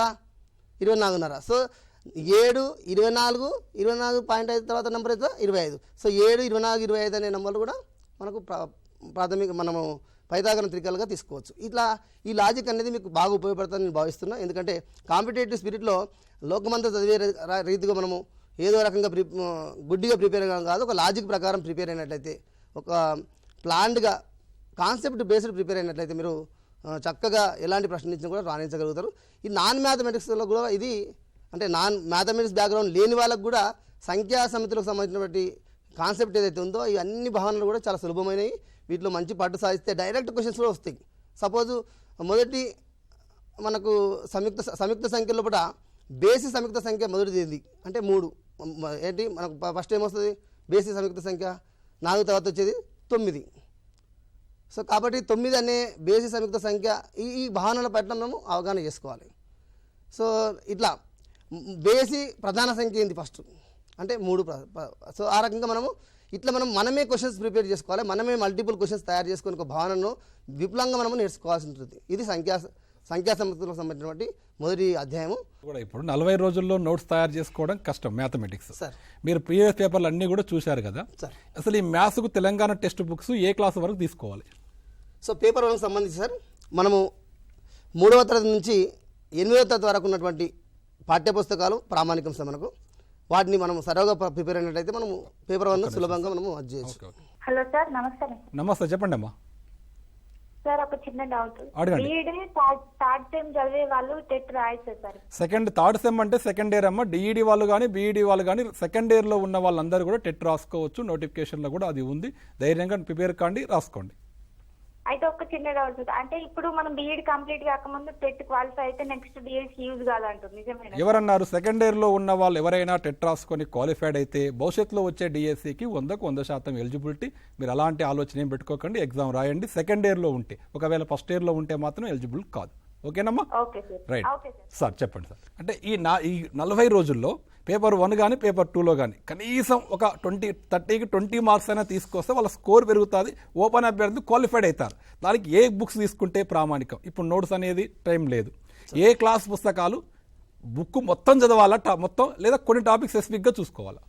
అంటే మనకు కాంపిటేటివ్ ఎగ్జామ్ సార్ కాబట్టి మనము పర్టికులర్గా ఇదే టాపిక్ చదువుకోవాలని చెప్పడానికి అది సహేతుకం కాదు. ఖచ్చితంగా మనము 3వ తరగతి నుంచి 8వ తరగతికి ఉన్న పాఠ్యాంశాలను, అది కూడా తెలంగాణ ఎస్సీఆర్టీ పాఠ్యపుస్తకాలను మనం వీలైతే ఇంకా రెఫరెన్స్ కోసము మన Telangana open school text books కూడా ఉన్నాయి సార్. అవి కూడా కొద్దిగా ఏంటంటే సింప్లిఫై చేసి ఉంటాయి. అవి కొద్దిగా మన తెలంగాణ టెక్స్ట్ బుక్స్ మన రెగ్యులర్ మన విద్యార్థులు వాడుతున్నటువంటి కాకుండా తెలంగాణ ఓపెన్ స్కూల్ దాంట్లో ఏంటంటే ఇంపార్టెంట్ మాత్రమే అక్కడ పొందుపరచడం జరిగింది. సో సమయం తక్కువ అభ్యర్థులకు కాబట్టి పుస్తకాలు కూడా ఆ రకంగా ప్రాధాన్యత క్రమంలో అమర్చడం జరిగింది పాఠ్యాంశాలను. కాబట్టి అవి ఉపయోగపడతాయి సార్ మనకు. హలో హలో హలో సార్, ఇది అమౌంట్ ఏమన్నా పేమెంట్ చేయాలా? టీ షార్ట్కు ఎలాంటి పేమెంట్ లేదండి. గవర్నమెంట్ యొక్క అఫీషియల్. మీరు హాయిగా టీ షార్ట్ యాప్ డౌన్లోడ్ చేసుకొని యూట్యూబ్లో కానీ టీ షార్ట్ యాప్లో కానీ క్లాసులు ఉన్నాయి, వినండి. ఖచ్చితంగా మీకు టెట్లో క్వాలిఫైడ్ అవుతారు. Thank you Babu. TET paper 1 సంబంధించి మనకు మొత్తం 7 అధ్యాయాలు ఉన్నాయని మాట్లాడుకున్నాము. 7 అధ్యాయాల్లో కూడా మొదటి అధ్యాయం మనము ఇప్పుడే చర్చించుకున్నాం. ఇప్పుడు 2వ అధ్యాయానికి వద్దాం. 2వ అధ్యాయం వచ్చేసి భిన్నాలు, దశాంశ భిన్నాలు. సో భిన్నాలు అనే భావన కూడా నిజంగా సులభమైంది, కానీ ప్రాక్టీస్ చేస్తే ఎలాంటి క్వశ్చన్ అయినా కూడా మనం సాధించడానికి అవకాశం ఉంటుంది. సో నాన్ మ్యాథ్స్ అభ్యర్థులు కూడా చేయగలిగినటువంటి టాపిక్ ఏదైనా ఉంటే అది ఫ్రాక్షన్స్ కూడా ఒక topic. So fractions and decimal fractions అంటే భిన్నాలు, దశాంశ భిన్నాలు అనేది తెలుగులో మాట్లాడుతాం మనం. అయితే ఇందులో మనకు ప్రధానంగా ఏంటంటే భిన్నాలకు మధ్య పోలిక, కంపారిజన్. ఒక భిన్నం ఇంకో భిన్నాన్ని ఏది పెద్దది ఏది చిన్నది, లేదా ఆరోహణ క్రమం అవరోహణ క్రమం అనేది భావన ప్రతి కాంపిటేటివ్ పరీక్షల్లో ఇంపార్టెంట్గా మనకు వస్తూ ఉన్నది. కాబట్టి అభ్యర్థులంతా కూడా భిన్నాల పోలికకు సంబంధించిన, అంటే భిన్నాల లోపల ఆరోహణ క్రమం ఎలా రాయాలి, అవరోహణ క్రమం ఎలా రాయాలి, చిన్నదేది పెద్దదేది ఎలా గుర్తించాలనో వాటిపైన బాగా పట్టు సాధించాలని మీకు కోరుతా ఉన్నా. ఎందుకంటే తరచుగా ఇప్పటివరకు టీజీ టెట్లో కానీ లేదంటే డివిఎస్లో కానీ ఎక్కువసార్లు అడిగిన ప్రశ్న మనకు పోలికకు సంబంధించిన ప్రశ్న. అదేవిధంగా ఇదే పోలిక మనకు దశాంశ భిన్నాల్లో కూడా ఉంటుంది. సో అందులో కూడా ఇదే రకంగా మనము అధ్యయనం చేయాలి. సో ఇందులో మనకు అప్లికేషన్ టైప్ క్వశ్చన్స్ మనకు వస్తూ ఉంటాయి ఇందులో. కాబట్టి మనము ఆరోహణ క్రమము అవరోహణ క్రమంకి సంబంధించిన భావన బాగా అవగాహన చేసుకోవాలి. భిన్నాల లోపల ఇంకొక ఇంపార్టెంట్ విషయం ఏంటంటే అసలు మ్యాథమెటిక్స్లో వెనుకబడడానికి గల కారణం ఏంటంటే భిన్నాల యొక్క కూడిక ఎలా చేయాలి, భిన్నాల యొక్క తీసివేత ఎలా చేయాలి, భిన్నాల యొక్క గుణకారం ఎలా చేయాలి, భిన్నాల యొక్క భాగారం ఎలా చేయాలనే దాంట్లో సరైనటువంటి పట్టు లేకపోవడం వల్ల కూడా మనకు గణితంలో భయాందోళనకు గురవుతుంటారు అభ్యర్థులు. సో ఇందులో ఏంటంటే ఎందుకు భయాందోళన ఉన్నది ఏంటంటే సజాతి భిన్నాల కూడిక అనేది సహజంగా చాలా సులభంగా ఉంటుంది, కానీ విజాతి భిన్నాల కూడిక అనేది కొద్దిగా హార్డ్ ఉంటుంది. దీంట్లో ఏమి ఇన్వాల్వ్ అయి ఉంటుంది మరి అంటే విజాతి భిన్నాల కూడిక లోపల కసాగు అనే భావన ఇన్వాల్వ్ అయి ఉంటుంది. సో కసాగు అనే భావన రావాలంటే నీకు ఫస్ట్ టెస్ట్ ఆఫ్ డివిజిబిలిటీ అంటే ఏ టేబుల్లో పోతుంది, మనము ఏ భజనిత సూత్రాల మీద కూడా కొంత అవగాహన ఉండాలి మనకు. సో ఈ రకంగా మనము కసాగు మీద పట్టు సాధించి మనము భిన్నాల యొక్క కూడికను కానీ తీసివేతను కానీ బాగా చేయొచ్చు. సో అభ్యర్థులు ఆ రకంగా సాధన చేయాలి. ఏదైనా కూడా ప్రాక్టీస్ మేక్స్ మ్యాన్ పర్ఫెక్ట్, ఆ విషయాన్ని బాగా నమ్మాలి. శ్రమ నీ ఆయుధమైతే విజయం నీ బానిస అవుతుంది. కాబట్టి మ్యాథమెటిక్స్కి ఒకటి మనము బాగా తరోగా ప్రాక్టీస్ చేయాలి. సో మ్యాథమెటిక్స్కి ఉన్నటువంటి లక్షణమే అది. మనం ప్రాక్టీస్ చేస్తే మ్యాథమెటిక్స్ పట్ల అభిరుచి ఏర్పడుతుంది, తద్వారా మనము ఏ కాంపిటేటివ్ ఎగ్జామ్ అయినా ఈజీగా అది చేయొచ్చు. సో దీంట్లో ఇంకొకటి ఏంటంటే నంబర్ లైన్ పైన ఎట్లా చూపించాలి భిన్నాలను కానీ దశాంశ భిన్నాలను కానీ. అదేవిధంగా దీంట్లో పిక్టోరియల్ ఫామ్లో ఎలా చూస్తామంటే ఒక పిక్చర్ ఇస్తారు, దాంట్లో కొన్ని భాగాలను స్టడీ చేయబడి ఉంటాయి, దాన్ని భిన్న రూపంలో ఎలా రాస్తాం. వీటిపైన కూడా కొంత అవగాహన కలిగి ఉండాలి. ఇది చాలా సులభమైన టాపిక్, ఏ అభ్యర్థి అయినా కూడా ఈజీగా చేయడానికి అవకాశం ఉంటుంది. కొద్దిగా కాన్సన్ట్రేట్ చేసి ప్రాక్టీస్ చేసుకున్నట్లయితే భిన్నాల లోపల టెట్లో కానీ డిఎస్లో కానీ ఏ ప్రశ్న అడిగినా కూడా సులభంగా చేయొచ్చు. ఇక ఆ తర్వాత నెక్స్ట్ హలో నమస్తే సార్. నమస్తే సార్, చెప్పండి సార్. నాది రీసెంట్లీగా డిఎడ్ అయిపోయింది సార్. ఓకే. సో నేను డిఎడ్ సెకండ్ ఇయర్ ఉన్నప్పుడు లాస్ట్ టెట్ ఉండే కదా సార్, జూలైలో ఎప్పుడు 2000 ఆ టెట్ నేను రాశాను సార్. నాకు అందులో క్వాలిఫై అయ్యాను. సో లాస్ట్ టెట్ నోటిఫికేషన్ లో మనకు ఓన్లీ కంప్లీట్ అయిన వాళ్ళే రాస్తేనే ఎలిజిబిలిటీ కన్సిడర్ చేస్తారు అన్నట్టుగా మెన్షన్ చేశారు కదా సార్, అది కరెక్టా కాదా? టెట్ ఏది 2025 జూలైదా? అవును సార్. ఒకవేళ నోటిఫికేషన్ లో ఖచ్చితంగా ఫైనల్ ఇయర్ వాళ్ళకి ఎలిజిబుల్ ఇచ్చారు, ప్రతి నోటిఫికేషన్ లో కూడా ఇచ్చారు. ఒక్క నిమిషం అండి. ఒకవేళ స్పెసిఫిక్ గా నోటిఫికేషన్ లో ఆ పదం ఉంటే, అంటే కోర్సు పూర్తయిన వాళ్ళు మాత్రమే టెట్ రాయాలి అన్నప్పుడు మాత్రం అది కన్సల్ట్ చేయరు. మనకున్న ఇన్ఫర్మేషన్ అయితే ప్రతి నోటిఫికేషన్ లో ఫైనల్ ఇయర్ వాళ్ళకి ఎలిజిబుల్ ఇస్తూనే ఉన్నారు. ఆ విషయం మీద మనం క్లారిటీ తీసుకుందాం. మళ్ళీ టెట్ వచ్చింది కాబట్టి ప్రిపేర్ కాండి, ఇప్పుడు కూడా టెట్ రాసి స్కోర్ పెంచుకునే ప్రయత్నం చేయండి. థ్యాంక్ యూ బాబు. ఈ ఫ్రాక్షన్స్ లోపల ఇంకొక అంశం కూడా ఏంటంటే ఫ్రాక్షన్స్ను డైలీ లైఫ్లో ఇలా వాడతాం మనం. సో తరచుగా మనము చూస్తూ ఉంటాం, ఒక బుట్ట లోపల 100 బిస్కెట్లు ఉన్నాయనుకోండి, 100 పండ్లు ఉన్నాయనుకోండి, ఆ పండ్ల లోపల 3/4 పండ్లు మనము అమ్మినట్లయితే మిగిలిన పండ్లు ఎన్ని? సో ఇలాంటి ప్రశ్నలు అప్లికేషన్స్ ఆఫ్ ఫ్రాక్షన్స్ కింద వస్తాయి. సో వీటిపైన కూడా అభ్యర్థులు దృష్టి పెట్టాలి. చాలా సులభమైన ప్రశ్నలు ఇవి. దీంతో పాటు దీంట్లో రెసిప్రోకల్ ఆఫ్ ఫ్రాక్షన్ అంటే తెలుగులో ఏమంటామంటే ఉత్క్రమం అంటాము. భిన్నం యొక్క ఉత్క్రమాన్ని ఎట్లా రాయాలి? సపోజు A/B అని ఒక భిన్నం అయితే దానికి ఒక ఉత్క్రమం ఏం రాస్తాము? B/A అని రాస్తాము. సో దాన్ని రివర్స్ చేసి రాయడం. సో దీన్ని ఉత్క్రమం అంటాము. సో ఈ ఉత్కమమైన భావన పైన కూడా మంచి అవగాహనను పెంచుకోవాలి అభ్యర్థులు. ఇక ఆ తర్వాత నెక్స్ట్ మనకు 3వ అధ్యాయంగా, సో మనం అనుకున్నాం కదా పేపర్ 1లో 7 అధ్యాయాలు ఉన్నాయి మనకు. మొదటి అధ్యాయము సంఖ్యా సమితులకు సంబంధించినటువంటిది అప్ టు రేషనల్ నంబర్స్. 2వ అధ్యాయము మనము ఫ్రాక్షన్స్ అండ్ డెసిమల్ ఫ్రాక్షన్స్ మాట్లాడుకున్నాం. 3వ అధ్యాయము అర్థమెటిక్. సో ఇది మనకు బాగా తెలిసినటువంటిదే. అర్థమెటిక్ అంటే అంకగణితము లేదా వ్యాపార గణితం అని అంటాం మనం. సో ఇది ప్రశ్న అనేది నిజ జీవితం సంబంధించినే ఉంటుంది, కానీ దీంట్లో లెంతీ ప్రశ్న ఉండడం వల్ల చాలామంది దీన్ని వదిలేయడం జరుగుతుంటుంది. కాంపిటేటివ్ పరీక్షల్లో ఇక్కడ ఏం జరుగుతుందంటే ఏదైనా కూడా మనం ఒక లైన్లో 2 లైన్లో ఉంటే అది సులభంగా ఫీల్ అవుతుంటాం చూడడానికి. సో చూసినప్పుడే భయాందోళనకు గురయ్యేటటువంటి ప్రశ్నలు ఇందులోకి వస్తుంటాయి. కానీ నిజానికి కాన్సెప్ట్ కనుక పర్ఫెక్ట్గా అర్థమైతే ఇవి నిజ జీవితానికి సంబంధించినటువంటి సమస్యలే కాబట్టి మన డైలీ లైఫ్లో మనం వాడుతున్నటువంటి సంఘటనలకు సంబంధించిన ప్రశ్నలు ఉంటాయి కాబట్టి వీటిని కూడా సులభంగా సాధించవచ్చు. కాకపోతే కొంత ప్రాక్టీస్ అనేది అవసరం. దీంట్లో ఏ అంశాలు ఉన్నాయి మనం అనేది ఒకసారి పరిశీలించినట్లయితే, సో పేపర్ 1లో మనకు యూనిటరీ మెథడ్ అనేది ఒకటి ఉన్నది. అంటే ఏక వస్తు మార్గం అంటాము. ఒక వస్తువు వెల ఎంత అయితే 5 వస్తువుల వెల ఎంత అనేది ఇట్లాంటి ప్రశ్నలు అవుతుంటాడు మనకు. సో ఇవి యూనిటరీ మెథడ్కి సంబంధించి. ఆ తర్వాత రేషియో అండ్ ప్రపోర్షన్ అంటే నిష్పత్తి అనుపాతం సంబంధించినటువంటి ప్రశ్నలు అడుగుతూ ఉంటాడు. ఇది కూడా చాలా ముఖ్యమైనటువంటి భావన. సో అనుపాతం అంటే ఏంది, తర్వాత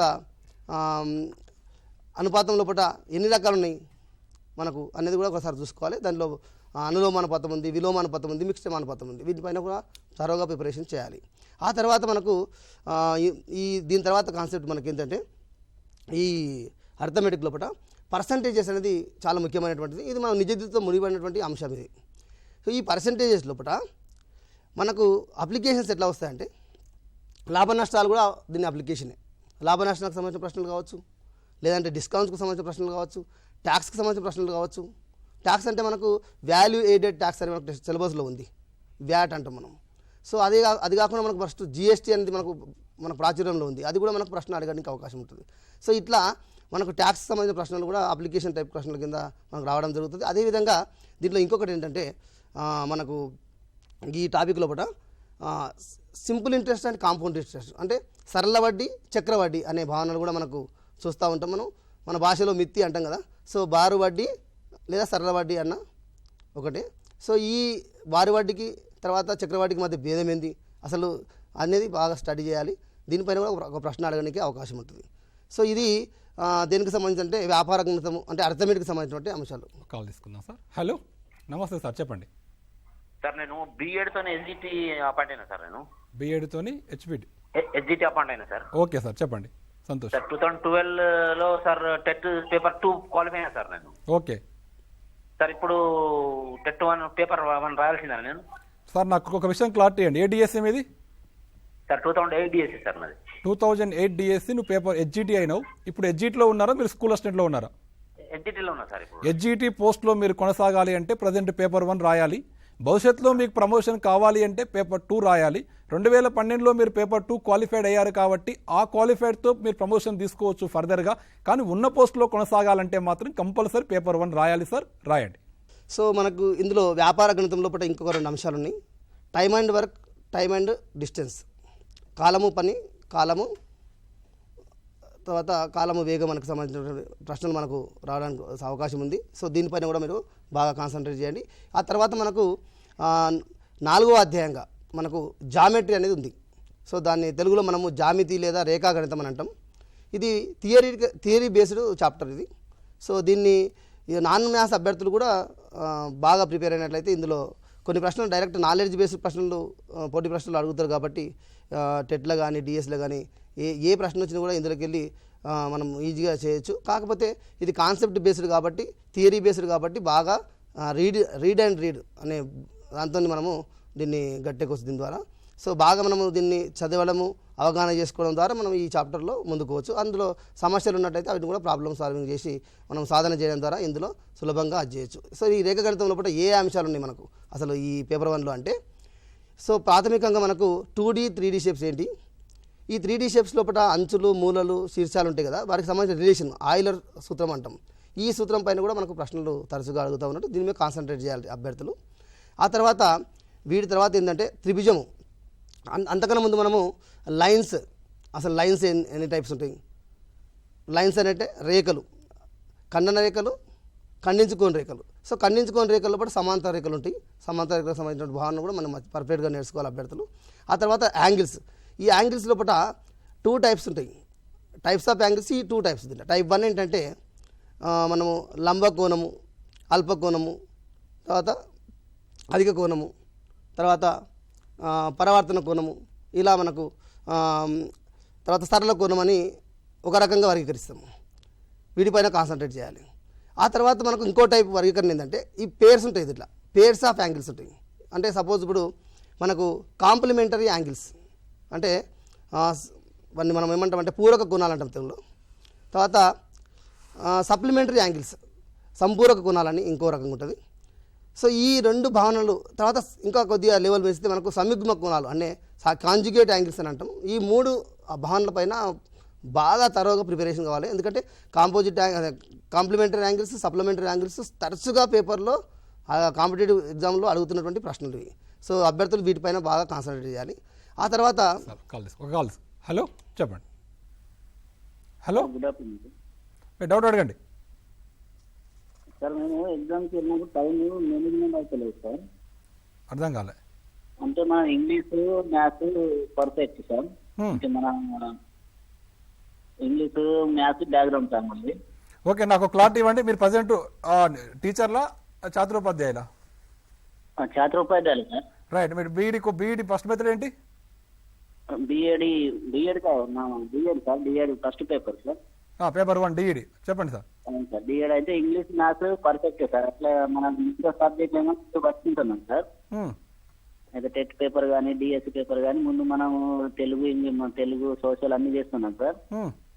ఇంగ్లీష్ మ్యాథ్స్ ఏమవుతుందంటే మనకు టైం సరిపోదలేదు సార్. దానివల్ల మేము లాస్ అయినాం సార్. మొన్న పోయిన ప్రీవియస్ డిఎస్సికి 1 మార్క్స్ తోటి పోయింది సార్ మాది. అంటే ఇప్పుడు మ్యాథమెటిక్స్ వస్తారకే టైం సరిపోతలేదు. 1 minutes మనకు ఉన్నటువంటి 150 నిమిషాల్లో 150 క్వశ్చన్ చేయాలి సార్. నరసింహ సార్, ఈ డౌట్ చాలా మందిలో ఉంది. ఇప్పుడు ఛాత్రోపాధ్యాయుల్లో కానీ ఇన్ సర్వీస్ టీచర్లలో కానీ ఈ ఆన్లైన్ ఎగ్జామ్లో క్వశ్చన్ లెంత్ పొడిగేయడం వల్ల ఆ మౌస్ ఇలా వాడుతుంటే క్వశ్చన్ సరిగా కనపడకపోవడం. ఈ ఆఫ్లైన్లో అయితే క్వశ్చన్ దగ్గర పెట్టుకొని చేస్తారు.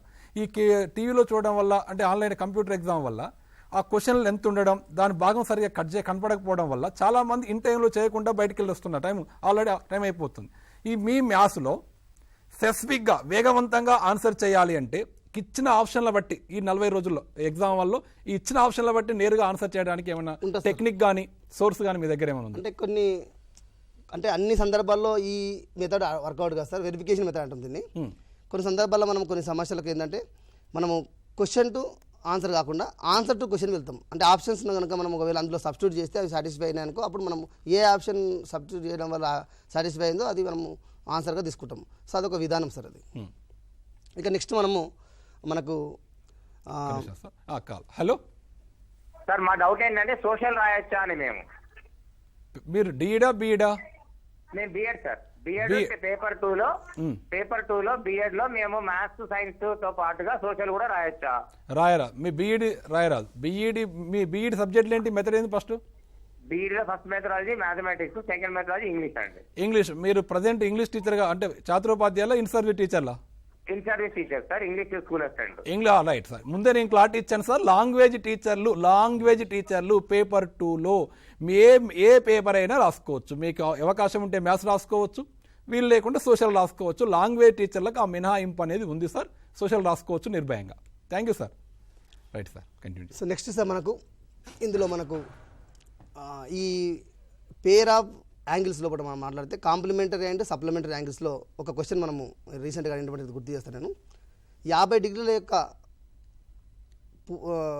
పూరక కోణము ఎక్స్ అయితే ఎక్స్ యొక్క సంయుగ్మ కోణం ఎంత అని ఇట్లా అప్లికేషన్ టైప్ క్వశ్చన్స్ అడగడం జరుగుతుంది. రెండింటిని కాంబినేషన్ చేస్తూ సో అభ్యర్థులు ఈ 3 భావనలు అంటే పూరక కోణాలు, సంపూరక కోణాలు, సంయుగ్మ కోణాలు, complementary angles, supplementary angles and conjugate angles పైన ఎక్కువగా ఫోకస్ చేయాల్సిందిగా రిక్వెస్ట్ చేస్తూ ఉన్నా. ఆ తర్వాత నెక్స్ట్ మనకు లైన్స్ అండ్ యాంగిల్స్ తర్వాత మనకు ఉన్నటువంటి భావన ఏంటంటే ట్రయాంగిల్స్, క్వాడ్రిలేటర్స్.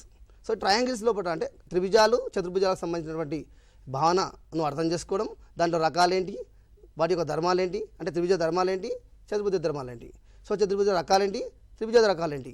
సో ఇందులో పూర్తి పట్టు సాధించాలి సార్. ఎందుకంటే మనకు ఈ మధ్యకాలంలో పట్ల పరీక్షల్లో పట్ల కొన్ని ప్రశ్నలు అడుగుతూ ఉన్నాడు.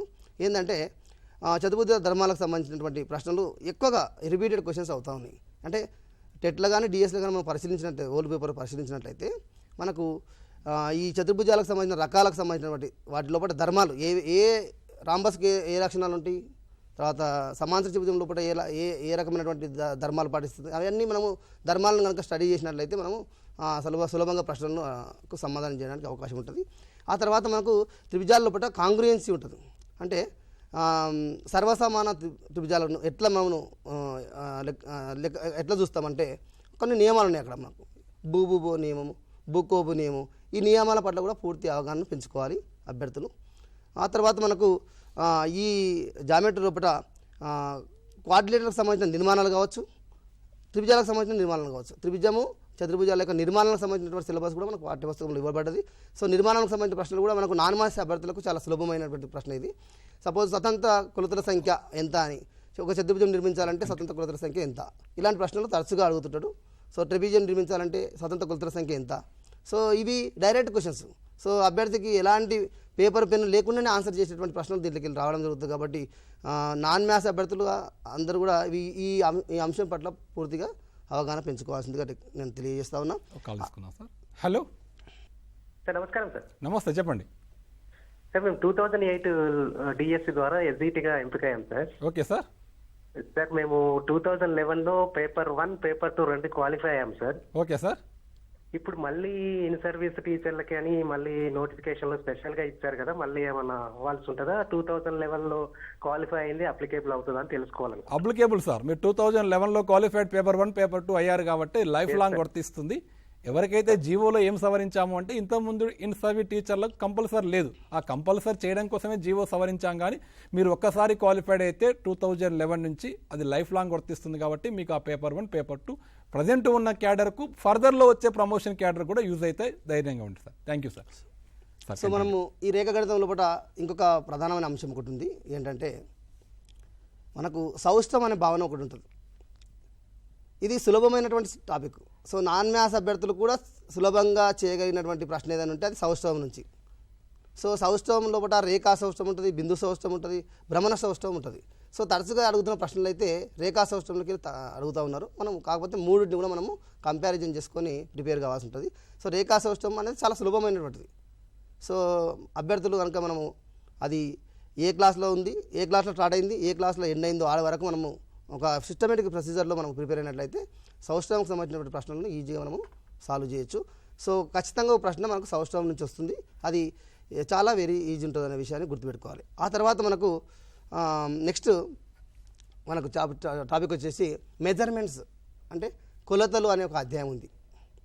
సో కొలతల అధ్యాయం లోపల ఈ పేపర్ 1లో ఉన్నటువంటి సిలబస్ ఏంటంటే మనం అంటాం కదా, దూరమానము, తర్వాత తులమానము, ద్రవమానము, ద్రవ్యమానము, ఇలా మనకు కొన్ని మానాలు ఉన్నాయి. సో ఈ మెజర్మెంట్స్ సంబంధించినటువంటి అంటే అందులో ప్రమాణాలు ఉంటాయి. మీటర్లను సెంటీమీటర్లకు మార్చడము, కిలోమీటర్లను మీటర్లకు మార్చడము, ఇట్లాంటి భావనలను మనము అవగాహన చేసుకోవాలి. అంటే ఒక ప్రమాణం నుంచి ఇంకో ప్రమాణాలకు మార్చడం ఎలా అనేది మనము కొద్దిగా ప్రాక్టీస్ చేయాల్సిన అవసరం ఉంటుంది. దీంతో పాటుగా మనకి ఇంకోటి ఏంటంటే ఈ దాంట్లో మనకు త్రిభుజకు సంబంధించిన వైశాల్యాలు, త్రిభుజ వైశాల్యాలకు సంబంధించినవి కానీ చతుర్భుజ వైశాలకు సంబంధించినవి కావాలి. త్రిభుజ వైశాల్యాలు అంటే త్రిభుజాల్లో కూడా 3 రకాలు ఉంటాయి. ఈ 3 రకాల త్రిభుజాలకు వైశాల్యం ఎలాగనుకుంటాం అది కూడా మనం బాగా తరువుగా ప్రిపేర్ కావాలి. ఆ తర్వాత చతుర్భుజం వైశాల్యాలు ఎలాగనుకుంటాం దానికి కూడా బాగా ప్రిపేర్ కావాలి. సో ఈ వైశాల్యాలు, త్రిభుజ వైశాల్యము, చతుర్భుజ వైశాల్యంతో పాటుగా మనము వృత్త వైశాల్యంకు సంబంధించిన భావనలు కూడా మనము ప్రాక్టీస్ చేయాల్సిన అవసరం ఉంటుంది. సో ఇది మనకు కంటెంట్ గివెన్ ఇన్ మెజర్మెంట్స్. ఆ తర్వాత మనకు నెక్స్ట్ టాపిక్ వచ్చేసి దీంట్లో మనకు ఇంకొకటి బాగా మాట్లాడితే వృత్తానికి సంబంధించినటువంటి కొద్దిగా అధ్యయనం ఎక్కువ చేయాలి. వృత్తాకార బాటలు అని ఉంటుంది ఒకటి. సో మనం ఏంటంటే రింగ్ అంటాం.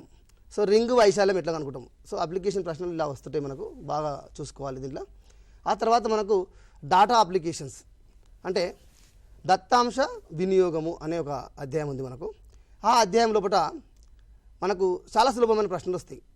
సో ఈ అధ్యాయంలో ఏముంటాయంటే అసలు పౌనపుణ్య విభాజనం ఎలా తయారు చేస్తాం, తర్వాత మీను మీడియన్ 3 ఎలా ఫైండ్ అవుట్ చేస్తాము, అంటే సగటు, మధ్యగతము, బహుళకం అంటే ఏంటి, వాటి మధ్య డిఫరెన్సెస్ ఏంటి, ఇందులో ప్రధానంగా ఏంటంటే అన్గ్రూప్డ్ డాటాకు సంబంధించినటువంటి డీటెయిల్స్ మాత్రమే మనం నేర్చుకోవాలి.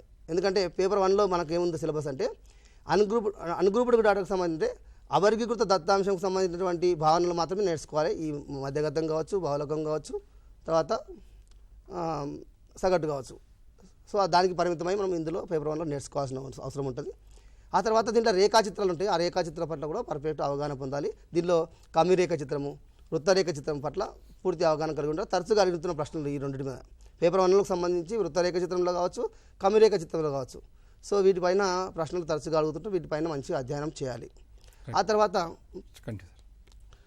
తర్వాత మనకు దీని తర్వాత మనకు ఉన్నటువంటి టాపిక్ వచ్చేసి ఆల్జిబ్రా చివరి చాప్టర్. ఇది మనకు 7వ అధ్యాయంగా. సో పేపర్ 1లో 7వ అధ్యాయము బీజగణితం, మనకు తెలుగులో బీజగణితం అంటాం ఆల్జిబ్రాను. సో ఈ బీజగణితం లోపల ఏ భావనలు నేర్వాలి మనం అంటే ముఖ్యంగా ఇంట్రడక్షన్ టు ఆల్జిబ్రా అనేది 6th క్లాస్లో మనకు ప్రారంభమవుతుంది. ఒకసారి 6th క్లాస్లో ఉన్నటువంటి ఆల్జిబ్రా ఇంట్రడక్షన్ను చూసుకోవాలి. ఆ తర్వాత ఆల్జిబ్రిక్ ఎక్స్ప్రెషన్స్ అని, పాలినామియల్స్ అని, linear equations in 1 variable and 2 variables అని, క్వాడ్రాటిక్ ఈక్వేషన్స్ అని. అంటే మీకు పేపర్ 1 వాళ్ళకు లీనియర్ ఈక్వేషన్స్ ఇన్ 1 వేరియబుల్ వరకే బౌండ్ అయి ఉన్నది. సో మీరు లీనియర్ ఈక్వేషన్స్ 2 వేరియబుల్స్ నేర్వాల్సిన అవసరం లేదు. తర్వాత క్వాడ్రాటిక్ ఈక్వేషన్స్ కూడా నేర్వాల్సిన అవసరం లేదు. జస్ట్ మీరు నేర్వాల్సిన ఏంటి అంటే ఇవే ఇప్పుడు చెప్పినటువంటి ఏదైతే ఉన్నాయి అంశాలు అవి తరోగా ప్రిపేర్ కావాల్సి ఉంటుంది. పేపర్ 1లో ఇవి మ్యాథమెటిక్ యొక్క అంశాలు మొత్తం కూడా స్కూల్ బుక్స్ ఆధారంగా చేసుకొని 7 యూనిట్లను ఎలా చదవాలో సార్ అద్భుతంగా మీకు వివరించాడు. అదేవిధంగా ఇప్పుడు మన సోషల్ స్టడీస్ ఇది పేపర్ 1లో అయితే ఈవీఎస్లో పాటుగా ఉంటుంది, పేపర్ 2 వాళ్ళకైతే సోషల్ సపరేట్ పేపర్గా ఉంటుంది. మరి సోషల్లో ఉన్నటువంటి సిలబస్ ఏంటి, ఏ క్లాస్ చూసుకోవాలి, వేటికి ఇంపార్టెంట్ ఇవ్వాలో సబ్జెక్ట్ ఎక్స్పర్ట్ మార్కొండయ్య సార్ మనతో ఉన్నారు. సార్ ద్వారా మరిన్ని వివరాలు తెలుసుకునేటువంటి ప్రయత్నం చేద్దాం. Sir good morning to everybody. T-SAT ప్రేక్షకులందరికీ, టెట్కు ప్రిపేర్ అయ్యేటటువంటి అభ్యర్థులందరికీ కూడా మేము మీకు అండగా ఉంటున్నాం. అదేవిధంగా ఈ మానవుడు సంఘజీవి అనేసి అరిస్టాటిల్ చెప్పాడు. ఫస్ట్ మన చుట్టూ ఉన్నటువంటి యొక్క పరిసరాలన్నింటినీ గురించి ఫస్ట్ మనం అవగాహన పెంచుకున్నట్లయితే ఆ అవగాహనతోటి మనం సబ్జెక్టుని ఈజీగా మనం గెయిన్ చేసుకోవచ్చు. కాబట్టి టెట్ 1 ప్రిపేర్ అయ్యేటోళ్ళు, టెట్ 2 ప్రిపేర్ అయ్యే వాళ్ళు ఫస్ట్ 3rd నుంచి 8th క్లాస్ వరకు మనకు అకాడమీ బుక్స్ ఏవైతే ఉన్నాయో వాటిని మీరు పర్ఫెక్ట్గా మీరు లైన్ టు లైన్ బాగా మీరు అవగాహన పెంచుకోండి. టెట్ 2 ప్రిపేర్ అయ్యే వాళ్ళు ఎవరైతే ఉన్నారో వాళ్ళు అప్ టు ఇంటర్మీడియట్ వరకు మీరు పర్ఫెక్ట్గా అకాడమీ బుక్స్ చదవండి.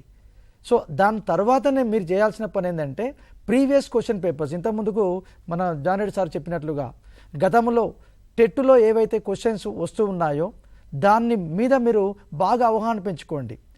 ఇంతకుముందుకు ఒక రకంగా అడిగేది క్వశ్చన్స్, ఇప్పుడు way of asking questions are very different. So ఒకప్పుడు ఆ టెక్స్ట్ బుక్లో ఏదైతే ఉన్నదో దాన్నే యాజ్ ఇట్ ఈస్గా అడిగేటోడు డైరెక్ట్ క్వశ్చన్. ఇప్పుడు కాన్సెప్ట్ బేస్డ్ క్వశ్చన్స్ వస్తూ ఉన్నాయి.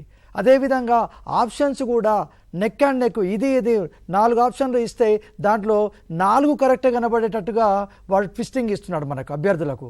కాబట్టి మనం క్లారిటీగా ఉండాలి అని అంటే తప్పకుండా సూక్ష్మంగా మనము ఆ కాన్సెప్ట్ మీద మనం అవగాహన పెంచుకున్నప్పుడు మాత్రమే టెట్లో కానీ డిఎస్సిలో కానీ మనం ఎక్కువ మార్క్స్ స్కోర్ చేసి మనము ఉద్యోగాన్ని సంపాదించుకునేటటువంటి ఒక అవకాశం ఉంటుంది. సో దయచేసి అభ్యర్థులందరూ కూడా మనం ప్రీవియస్ క్వశ్చన్స్ని, అది ఏ సబ్జెక్ట్ అయినా కావచ్చు, మీరు డిఎస్సి కావచ్చు, టెట్ కావచ్చు, ఏది ప్రిపేర్ అవుతున్న వాళ్ళైనా సరే తప్పకుండా మనం ప్రీవియస్ క్వశ్చన్స్ పేపర్స్ పైన పూర్తి అవగాహన మనం పెంచుకోవాలి. ఏ టాపిక్ నుంచి క్వశ్చన్స్ రిపీట్ అవుతున్నాయి, ఎన్ని క్వశ్చన్స్ వస్తున్నాయి, వెయిటేజ్ ఎంత, సో ఆ క్వశ్చన్స్ అడిగే విధానంలో ఏమైనా మార్పు వస్తున్నాయా, అది డిఎస్సి కావచ్చు, టెట్ కావచ్చు. సో దానికి అనుగుణంగా మనము ఈ అభ్యసనాన్ని మనం మార్చుకోవాలి. సో అప్పుడే మనం ఎక్కువ మార్క్స్ స్కోర్ చేస్తాము, మనం సక్సెస్ అవుతాం. ఇది ఫండమెంటల్. రెండవ అంశాన్ని అభ్యర్థులు గుర్తుపెట్టుకోవాల్సిన ఒక అంశం ఏంటి అని అంటే ఈ స్టాండర్డ్ మెటీరియల్ని మీరు ఒకటి సెలెక్ట్ చేసుకోండి. ఫస్ట్ మాత్రం 100% మనం అకాడమీ బుక్స్ మాత్రమే ఫాలో కావండి. ఆ తర్వాత ఏదైనా ఒకటి మీరు స్టాండర్డ్ మెటీరియల్ని మీరు సెలెక్ట్ చేసుకోండి. అంతే తప్ప వివిధ రకాలైన పబ్లికేషన్స్ అన్నిటిని దగ్గర పెట్టుకుంటే కన్ఫ్యూజ్ అవుతారు. ఏది ప్రిపేర్ కావాలనో బై మిస్టేక్ ఒక బుక్లో ఆన్సర్ తప్పు ఉంటుంది, ఇంకో బుక్లో ఆన్సర్ వేరే రకంగా ఉంటుంది, అప్పుడు కన్ఫ్యూజ్ అవుతాం. కాబట్టి స్టాండర్డ్ మెటీరియల్ని మీరు సెలెక్ట్ చేసుకోవడంలో విజయంలో మీరు మొదటి అడుగు వేసినట్టు లెక్క. అన్నీ కొనుక్కోకండి. నెక్స్ట్ది మనం సోషల్ కిందికి వద్దాం. ఇప్పుడు మానవుడు సంఘజీవి అని అరిస్టాటిల్ చెప్పడం మనం ఇంతకుముందుకే చెప్పుకున్నాము. సో మనం చుట్టూ ఉన్నటువంటి ఒక పరిసరాలన్నింటినీ కూడా మనము తెలుసుకోవాలి. నీకు 3rd నుంచి 8th వరకు పేపర్ 1లో ఏ టాపిక్స్ ఉన్నాయో నీకు ఒక ఐడియా అనేది ఉంటుంది. దీంట్లో నీకు సైన్స్ ఉన్నది, సోషల్ సంబంధించిన టాపిక్స్ ఉన్నాయి, ఓకే, ఇవన్నీ కూడా ఉంటాయి 3rd నుంచి 8th, ఓకే, ఎన్విరాన్మెంట్లో. దీంట్లో మనకు కావలసినటువంటి యొక్క అంశాలను మనం పర్ఫెక్ట్గా చదవాలి, దాన్ని ప్రాక్టీస్ చేయాలి. వీలైతే మీ ఫ్రెండ్స్ తోటి సబ్జెక్ట్ని డిస్కస్ చేయండి, అప్పుడు బాగా గుర్తుంటుంది, మీరు తప్పు చేసే అవకాశం ఉండదు. పేపర్ 1లో మనకు కుటుంబం అనేది ఉన్నది, ఫ్యామిలీస్, ఓకే, మనకు ఫ్యామిలీ ఉంటుంది. తర్వాత డైవర్టీ అండ్ ద ఎర్త్ అని ఉంటుంది, నీకు మ్యాప్స్ ఉన్నాయి, వివిధ రకాలైనటువంటి యొక్క అంశాలు ఉన్నాయి, ఓకే.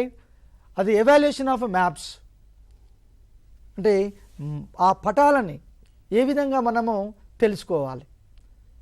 అదేవిధంగా నీకు పాలిటీకి సంబంధించినవి, జాగ్రఫీకి సంబంధించినవి, ఎకనామిక్స్ సంబంధించినవి, హిస్టరీకి సంబంధించినటువంటివి నీకు 3rd నుంచి సైన్స్కి సంబంధించినవి 3rd నుంచి 8th క్లాస్ వరకు ఏ టాపిక్స్ అయితే ఉన్నాయో వాటిని మీరు కూలంకషంగా అధ్యయనం చేయండి.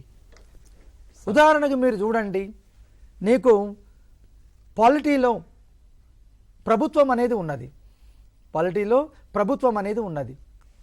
ఆ ప్రభుత్వాలు ఎన్ని రకాలు, వివిధ స్థాయిలలో ఉంటాయి. కేంద్ర ప్రభుత్వం అనేది ఒకటి, జాతీయ స్థాయిలో ఉండేది కేంద్ర ప్రభుత్వం, రాష్ట్ర స్థాయిలో ఉండేది రాష్ట్ర ప్రభుత్వం, స్థానికంగా ఉండేది స్థానిక ప్రభుత్వం. అయితే ఈ ప్రభుత్వంలో ఎవరెవరు ఉంటారు అనేది ఫస్ట్ మనం ఫండమెంటల్గా గుర్తుంచుకోండి. కేంద్ర ప్రభుత్వంలో ఎవరుంటారో అదేవిధంగా రాష్ట్ర ప్రభుత్వంలో వాళ్ళే ఉంటారు. ఉదాహరణకు కేంద్ర ప్రభుత్వంలో రాష్ట్రపతి ఉంటే రాష్ట్ర ప్రభుత్వంలో గవర్నర్ ఉంటారు. మనము ఈ కాంపిటేటివ్ ఫీల్డ్లో అభ్యర్థి తెలుసుకోవాల్సిన విషయం ఏంటి అంటే హార్డ్ వర్క్ను స్మార్ట్ వర్క్గా మనం మలుచుకోవాలి. అవకాశాలు మన దగ్గరికి రావు, అవకాశాల దగ్గరికే మనం వెళ్ళాలి. హలో హలో, చెప్పండి అమ్మా. సార్ మేము స్కూల్ అసిస్టెంట్ టీచర్ని సార్. చెప్పండి మేడం. సార్ మరి టెట్ రాయచ్చా, ప్రమోషన్ అవసరం లేదనుకుంటే రాయకుండా ఆగచ్చా? మీ సర్వీస్ ఎంత ఉందమ్మా? ఇంకా 5.5 years ఉంది సార్. 5.5 years ఉంటే ఖచ్చితంగా కావాలి. 5 సంవత్సరాల లోపు ఉంటే ప్రమోషన్ వద్దు అనుకుంటే టెట్ మినహాయింపు ఇచ్చింది గౌరవ సుప్రీంకోర్టు. 5 సంవత్సరాల కన్నా ఎక్కువ ఉంది కాబట్టి ఉన్న క్యాడర్లో మీరు కొనసాగాలన్నా కూడా ప్రజెంట్ నిబంధనల ప్రకారం మీరు పేపర్ 2 క్వాలిఫైడ్ కావాల్సిందే. ఎలాంటి మినహాయింపు లేదు, ప్రిపేర్ కాండి, మీరు క్వాలిఫైడ్ అవుతారు. థ్యాంక్ యూ అండి. నెక్స్ట్ కాల్ ఇంకోటి తీసుకుందాం. హలో హలో, చెప్పండి సార్. సార్ నా బీఈడి కంప్లీట్ అయింది సార్, టెట్ రాసాము, మళ్ళీ పేపర్ 1 రాసుకోవచ్చా సార్ మేము? బీఈడి డీడా bachelor of education? BEd sir, BEd. BEd వాళ్ళు పేపర్ 1 రాయడానికి అవకాశం లేదు, కేవలం ఇన్ సర్వీస్ టీచర్లకు మాత్రమే ఆ వెసులుబాటు ఉంది. వాళ్ళకు ఉందని ఛాత్రోపాధ్యాయులకు లేదు, దయచేసి గమనించండి. బీఈడి వాళ్ళు పేపర్ 2కు మాత్రమే ఎలిజిబుల్. ఓకే అండి. సార్ ఇంకొక డౌట్, సోషల్ స్టడీస్లో ఇప్పుడు పాత బుక్ తీసుకుంటే జాగ్రఫీ, హిస్టరీ, పాలిటీ, ఎకానమీ ఉండేది. ఈ ఎన్సీఎఫ్ 2005 వచ్చిన తర్వాత నూతన కరికులంలో ఎక్కడా పదాలు లేవు, ఎక్కడ అంతా కాల్పే ఇచ్చాడు. అంటే ఇది జాగ్రఫీ, ఇది హిస్టరీ అనేది ఎక్కడా లేదు. ఇలాంటప్పుడు ఈ ఇచ్చినటువంటి Telangana TET syllabus paper 1 paper 2లో ఖచ్చితంగా టెక్స్ట్ బుక్లో ఉన్న అంశాలన్నీ చూసుకోవాలా, లేదా పాత బుక్ లాగా సపరేట్ పార్ట్గా చూసుకోవాలా? మనకు ఓకే రైట్ సార్, ఈ సిలబస్ ఏదైతే ఉన్నదో దాని ప్రకారం టెక్స్ట్ బుక్లో ఏవైతే ఉన్నాయో వాటిని మనం తప్పకుండా చదవాల్సిందే. ఆ విధంగా చదివినప్పుడే మనం ఎక్కువ మార్క్స్ స్కోర్ చేయగలుగుతాము. దీంట్లో ఇంకా రెండో థాట్ అనేది ఏం పెట్టుకోకండి అభ్యర్థులు. మనకు సిలబస్ ఏదైతే ఇచ్చిండో దాని ప్రకారం అది ఏ బుక్లో ఉన్నా సరే మనం తప్పకుండా దాన్ని చదవాల్సిందే. రైట్ సార్, కంటిన్యూ చేయండి. ఓకే, సో మనకు ఇంతకుముందు చెప్పాము కేంద్ర ప్రభుత్వంలో ఏ విధంగానైతే రాష్ట్రపతి, ఒక ఉపరాష్ట్రపతి, ప్రధానమంత్రి, పార్లమెంటు, అదేవిధంగా న్యాయశాఖ, అంటే శాసనశాఖ, కార్మిక శాఖ, న్యాయశాఖలు ఉంటాయో అదేవిధంగా రాష్ట్రంలో కూడా, రాష్ట్ర ప్రభుత్వంలో కూడా గవర్నరు, ముఖ్యమంత్రి, రాష్ట్ర శాసనసభ, అదేవిధంగా హైకోర్టులు అనేవి ఉంటున్నాయి. అంటే అక్కడ ఎవరుంటారో ఇక్కడ కూడా అటువంటి పదవులే ఉన్నాయి. సో మనము ఈ రాష్ట్ర ప్రభుత్వం చదివేటప్పుడు కేంద్ర ప్రభుత్వం గురించి మనము తెలుసుకోవాలి, అది చదివేటప్పుడు దీన్ని మనం ఊహించుకోవాలి. అప్పుడే ఈ రెండింటికి అనేది ఒక లింక్ అనేది ఏర్పడుతుంది. నెంబర్ ఆఫ్ టైమ్స్ ప్రాక్టీస్ అవుతుంది కాబట్టి ప్రతి బిట్టుకు కూడా మనము రైట్ ఆన్సర్ చేయగలుగుతాము, ఎక్కువ మార్క్స్ స్కోర్ చేసుకోగలుగుతాము. ఆ విధంగా అక్కడనే సుప్రీంకోర్టు ఉంది, ఇక్కడ హైకోర్టు ఉన్నది. గ్రామ స్థాయిలో కూడా స్థానిక ప్రభుత్వాలు అనేవి ఉన్నాయి. అది గ్రామ పంచాయతీ కావచ్చు, మండల పరిషత్ కావచ్చు, జిల్లా పరిషత్ కావచ్చు, మున్సిపాలిటీలు కావచ్చు, నగరపాలక సంస్థలు కావచ్చు. అంటే స్థానిక ప్రజల అవసరాలను తీర్చడానికి రాజ్యాంగ ప్రకారము స్థానిక ప్రభుత్వాలు అనేవి ఏర్పడ్డాయి. సో ఏ ఏ స్థాయిలలో ఏ ప్రభుత్వాలు ఉన్నాయి, ఆ ప్రభుత్వంలో ఎవరెవరు ఉంటారు అనేది ఈ మూడింటికి ఒక లింక్ను అనేది మనం ఏర్పాటు చేసుకున్నట్లయితే ఒకటి చదివితే మిగతావి దాదాపుగా ఒక 80% వరకు వాటి మీద మనకు అవగాహన పెంచుకోవడము జరుగుతుంది. కాబట్టి అభ్యర్థులందరూ కూడా సో ఈ టెట్ పేపర్ 1లో ఉన్నటువంటి ఒక అంశాలు ఫస్ట్ మనం తెలుసుకోవాలి, ఆ తర్వాతనే మిగతావి. మనకు దీంట్లో ఫస్ట్ ఏముంది అంటే ఎన్విరాన్మెంట్ స్టడీస్లో 30 మార్క్స్ ఉంటాయి, దీంట్లో కాంటెంట్కు 24 మార్క్స్ ఉన్నాయి, అదేవిధంగా పెడగాకి 6 మార్క్స్ ఉన్నాయి. ఫస్ట్ది మై ఫ్యామిలీ అని ఇచ్చాడు. మై ఫ్యామిలీలో దీంట్లో ఈ కుటుంబము అనేది ఏ ఏ రకాలుగా ఉంటుంది అంటే చిన్న కుటుంబము, పెద్ద అంటే ఉమ్మడి కుటుంబము, వెస్ట్ కుటుంబం అని అంటాము. అదేవిధంగా వలసలు జరుగుతాయి. ఒక ఊరు నుంచి ఇంకో ఊరికి కూడా కుటుంబాలు వలసపోతుంటాయి. ఎందుకోసం పోతుంటారు? ఉద్యోగం కోసం, వ్యాపారం కోసం, వివిధ అవసరాల కోసము కుటుంబాలు అనేవి వలసలు పోతూ ఉంటాయి. సో అవి ఏ విధంగా వెస్ట్ కుటుంబాలు, ఉమ్మడి కుటుంబాలు లాభ నష్టాలు ఏంటివి, అదేవిధంగా కుటుంబం యొక్క వృక్షం ఏంటిది, సో ఇటువంటివి మనము ఈ ఫస్ట్ యూనిట్లో మనం చూసుకునే అవకాశం అనేది ఉంటుంది. అదేవిధంగా రెండవ యూనిట్ చూస్తే మనము పని అనేది ఉన్నది, వర్క్, ప్లే. ఓకేనా? సో ఎటువంటి పనులు చేస్తూ ఉంటారు, ఓకే, పిల్లలు ఆటలు ఆడుకుంటారు, పెద్దవాళ్ళు ఎవరు ఏ ఏ పనులు చేయాలనేది ఉంటుంది. తర్వాత థర్డ్ వచ్చేసి ప్లాంట్స్, ఎనిమల్స్. సో ఎటువంటి వృక్షాలు ఉంటాయి, ఎటువంటి జంతువులు ఉంటాయి, వాటి పేర్లు ఏంటివి, ఇవన్నీ కూడా మనం ఇక్కడ చూసుకుంటాము.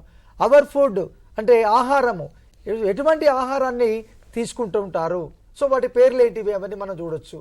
షెల్టర్, సో ప్రతి ఒక్కరికి కూడా నివాసం అవసరం కాబట్టి సో ఆ నివాసాలు అవి ఏ రకంగా ఉన్నాయి, అవి గుడిసెల, పెంకుటిళ్ళ, డాబాల, సో వాటికి సంబంధించినటువంటివన్నీ కూడా మనం అక్కడ చేస్తూ ఉంటాము. ఎయిర్, ఓకే, గాలి.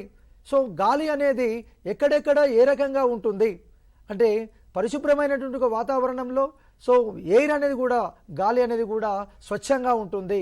ఆ వాయువు కలుషితం కావడానికి కారకులు ఎవరెవరు అనేది కూడా మనము చూద్దాం. శక్తి, ఎనర్జీ, సో అనేక రకాలైనటువంటి శక్తులు ఉంటాయి. తర్వాత వాటర్, ఓకే, నీళ్లు. సో ఈ వాటర్ అనేది నదుల నుంచి ఏ రకంగా వస్తున్నాయి, ప్రాజెక్టులు ఏంటివి, వాటిని ఏ వేటి కోసం ఉపయోగించుకుంటున్నాం అనేది మనకు వస్తుంది.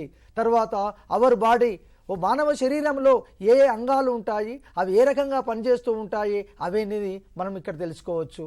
మ్యాపింగ్, సో ఈ భారతదేశంలో ఉన్నటువంటి యొక్క ఒక చారిత్రాత్మక కట్టడాలు కావచ్చు, ప్రాజెక్టులు కావచ్చు, ఇంకా ఇతరతర మ్యాపులు ఏవేవి ఉన్నాయో మనము ఆ టాపిక్లో చూసుకుంటాము. హిస్టరీ అండ్ కల్చర్, భారతదేశం యొక్క సంస్కృతి ఏంటిది, భారతదేశం యొక్క చరిత్ర ఏంటిది, సో భారతదేశానికి స్వతంత్రం రావడానికి ఎటువంటి సంఘటనలు జరిగినాయి, ఉద్యమాలు జరిగినాయి, సో ఈ భారతదేశంలో విభిన్న మతాల వాళ్ళు ఉన్నారు, వాళ్ళ ఆచారాలు, సాంప్రదాయాలు, సంస్కృతి, ఈ పండుగలు, ఇవన్నీ కూడా మనం చూసుకుంటాము. అదేవిధంగా భారతదేశము, ఓకే, సో దీంట్లో భారత భూభాగం యొక్క ఏంటి పరిస్థితి ఏంటి, జాగ్రఫికల్ ఏంటిది, ఫిజికల్ ఫీచర్స్ ఏంటివి, క్లైమేటు, ఓకే, శీతోష్ణ స్థితి ఏంటివి, ఇవన్నీ మనం చూస్తాము ఈ 12th యూనిట్లో. తర్వాత అవర్ స్టేట్, ముఖ్యంగా మన తెలంగాణ రాష్ట్రంలో ప్రతి ఒక్కరికి తెలవాల్సింది ఏంటి అని అంటే ఈ తెలంగాణ ప్రజల యొక్క సంస్కృతి ఏంటిది, చాలా గొప్పది, ప్రపంచంలో అతి గొప్ప సంస్కృతి తెలంగాణది. బతుకమ్మ పండుగ అనేది ప్రపంచంలో ఎక్కడ కూడా జరగదు, ఒక తెలంగాణ ప్రాంతంలోనే మనం జరుపుకుంటున్నాము. ఇంత గొప్ప కల్చరు తెలంగాణలో ఉన్న ప్రతి బిడ్డ కూడా తెలుసుకోవాల్సిన అవసరం ఉన్నది. దాంతోపాటు స్టేట్ గవర్నమెంటు, రాష్ట్ర ప్రభుత్వం అని ఇచ్చిండు. సో రాష్ట్ర ప్రభుత్వంలో కూడా ఎవరెవరు ఉంటారు అనేది మనం తెలుసుకుంటాము. గ్రామ పంచాయతీ ఏర్పాటుకు జనాభా ఎంత, ఎన్ని రకాల గ్రామ పంచాయతీలు ఉంటాయి? ఓకే, మైనర్ గ్రామ పంచాయతీ ఉంటుంది, మేజర్ గ్రామ పంచాయతీ ఉంటుంది. మైనర్ గ్రామ పంచాయతీని నోటిఫైడ్ గ్రామ పంచాయతీ అంటాము. మేజర్ గ్రామ పంచాయతీని ఓకే మైనర్ గ్రామ పంచాయతీ నోటిఫైడ్ గ్రామ పంచాయతీ కాకుండా నాన్ నోటిఫైడ్ గ్రామ పంచాయతీ అంటాము. మేజర్ గ్రామ పంచాయతీ నోటిఫైడ్ గ్రామ పంచాయతీ అని అంటాము. ఏ రకంగా విభజిస్తాము? On the basis of annual income of village panchayat. 60,000 కంటే ఎక్కువ వార్షిక ఆదాయం ఉన్నట్లయితే ఆ గ్రామ పంచాయతీని మేజర్ గ్రామ పంచాయతీగా పిలుస్తాము. సో ఈ గ్రామ పంచాయతీ ఏర్పాటు కనీస జనాభా ఎంత, మాక్సిమం జనాభా ఎంత ఉండాలి, ఇవన్నీ కూడా రాష్ట్ర ప్రభుత్వం నిర్ణయిస్తుంది. బికాజ్ ఆఫ్ ఈ స్థానిక సంస్థలు అనేది రాష్ట్ర జాబితాలో ఉన్నటువంటి ఒక అంశము. అదేవిధంగా మున్సిపాలిటీలు. ఒక్క ఫోన్ కాల్. హలో సార్ నమస్కారం సార్. నమస్తే సార్, చెప్పండి సార్. ఇప్పుడు పేపర్ 2లో సార్ చెప్పండి సార్. ఇప్పుడు నా బ్యాక్గ్రౌండ్ లాంగ్వేజ్ సబ్జెక్ట్ సార్. ఇప్పుడు నేను సోషల్ రాయాలి. ఓకే, అయితే ఇప్పుడు ఏపీలో కన్సిడర్ చేశారు సార్ పేపర్ లాంగ్వేజ్ వాళ్ళకు 60 మార్కులు కేటాయించారు. అట్లా మాకు కూడా లాంగ్వేజ్ వాళ్ళకు కేటాయిస్తే బాగుంటుంది కదా సార్? రైట్. మీరు ఇన్ సర్వీస్ టీచర్లా సార్?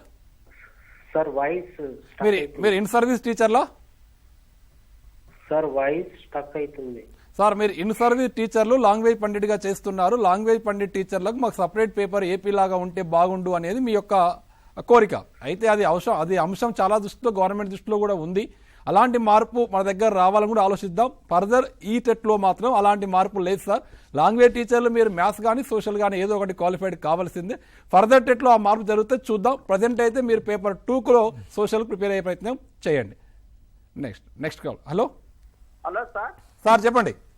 సార్ నా పేరు బెంకర్ పాపయ్య, నేను కొత్తగూడ నుంచి మాట్లాడుతున్నా, ACT teacher sir. Sir Papaiah garu చెప్పండి.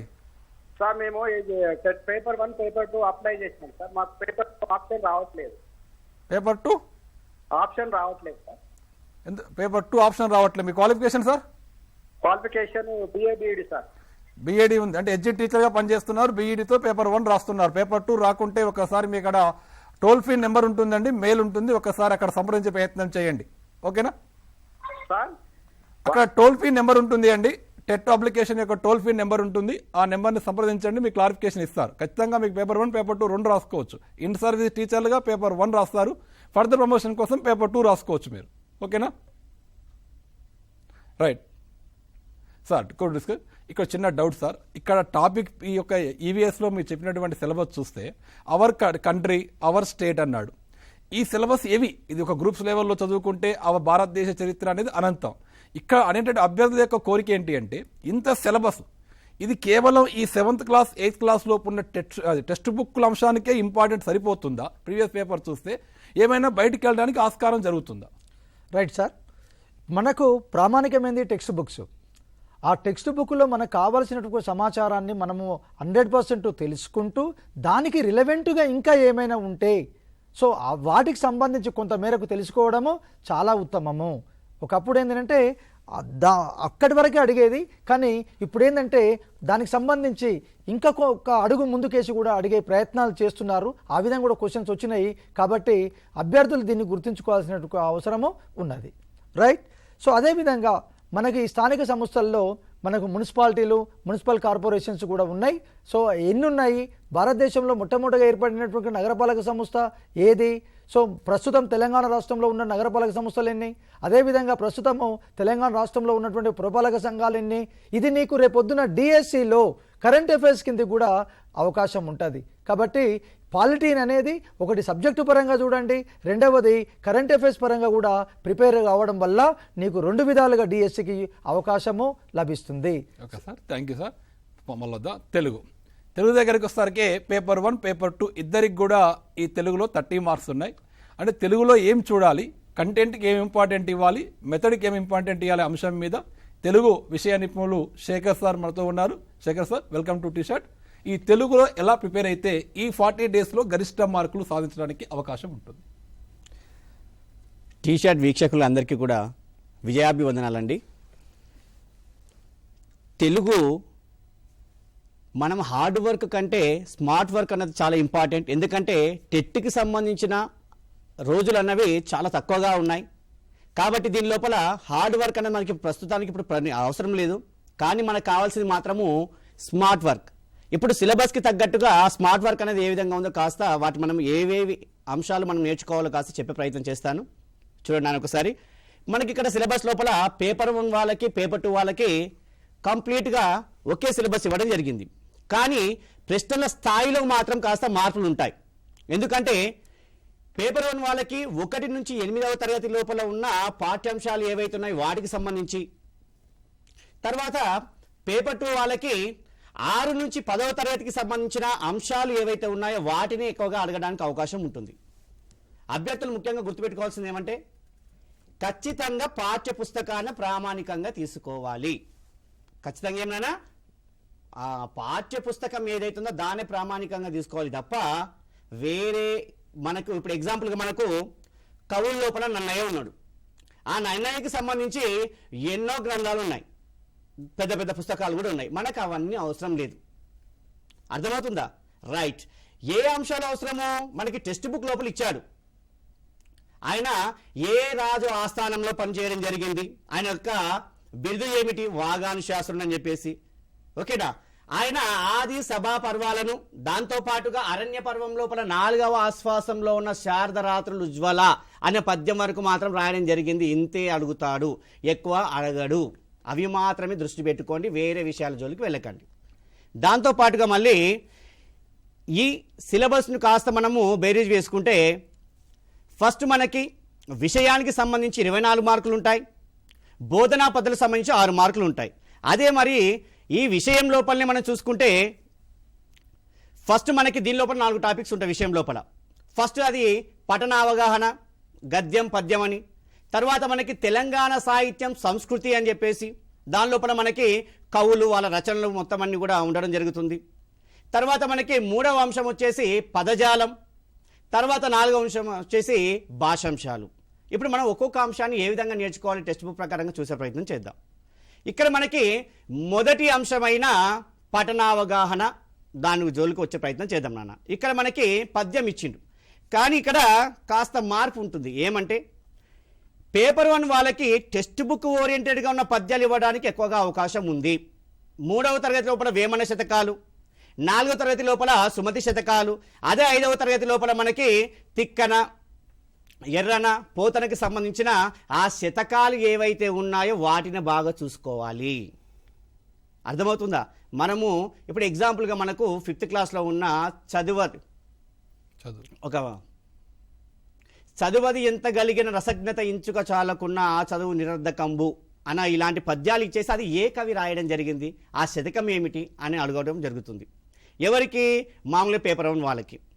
దాంతోపాటుగా పేపర్ 2 వాళ్ళకు వచ్చేవరకు పోతన భాగవతం ఏదైతుందో అందులోపల నుంచి ప్రశ్నలు అడుగుతున్నాను నాన్న. ఎందుకంటే పేపర్ 2 వాళ్ళకి కాస్త సాహిత్యం మీద ఎక్కువ అవగాహన ఉండాలి కాబట్టి వారు 8, 9, 10వ తరగతుల వారికి ఎక్కువగా చెప్పడం జరుగుతుంది. కాబట్టి ఆ స్థాయికి తగ్గట్టుగా పద్యాలు ఇవ్వడం జరుగుతుంది. ఈ ఒక పద్యం ఇచ్చిన తర్వాత దాని యొక్క మకుటం ఏమిటి, అందులో వచ్చే సంధి పదాలు ఏమిటి, అర్థాలు ఏమిటి అన్న విషయాలు కూడా మనం ఖచ్చితంగా నేర్చుకోవాలి. ఇది పద్యానికి సంబంధించిన విషయం. తర్వాత గద్యానికి వచ్చేస్తే గద్యం మనకి పరీక్ష లోపల ఇస్తాడు, బాగానే ఉంటుంది, కానీ సమయం ఎక్కువగా ఉండదు. అలాంటప్పుడు ఏం చేయాలి? ప్రశ్నని సమయం తక్కువగా ఉంటేనే చెప్తున్నా, మరి సమయం ఎక్కువగా ఉంది అన్నప్పుడు ఖచ్చితంగా పారాగ్రాఫ్ పూర్తిగా చదవాల్సిందే.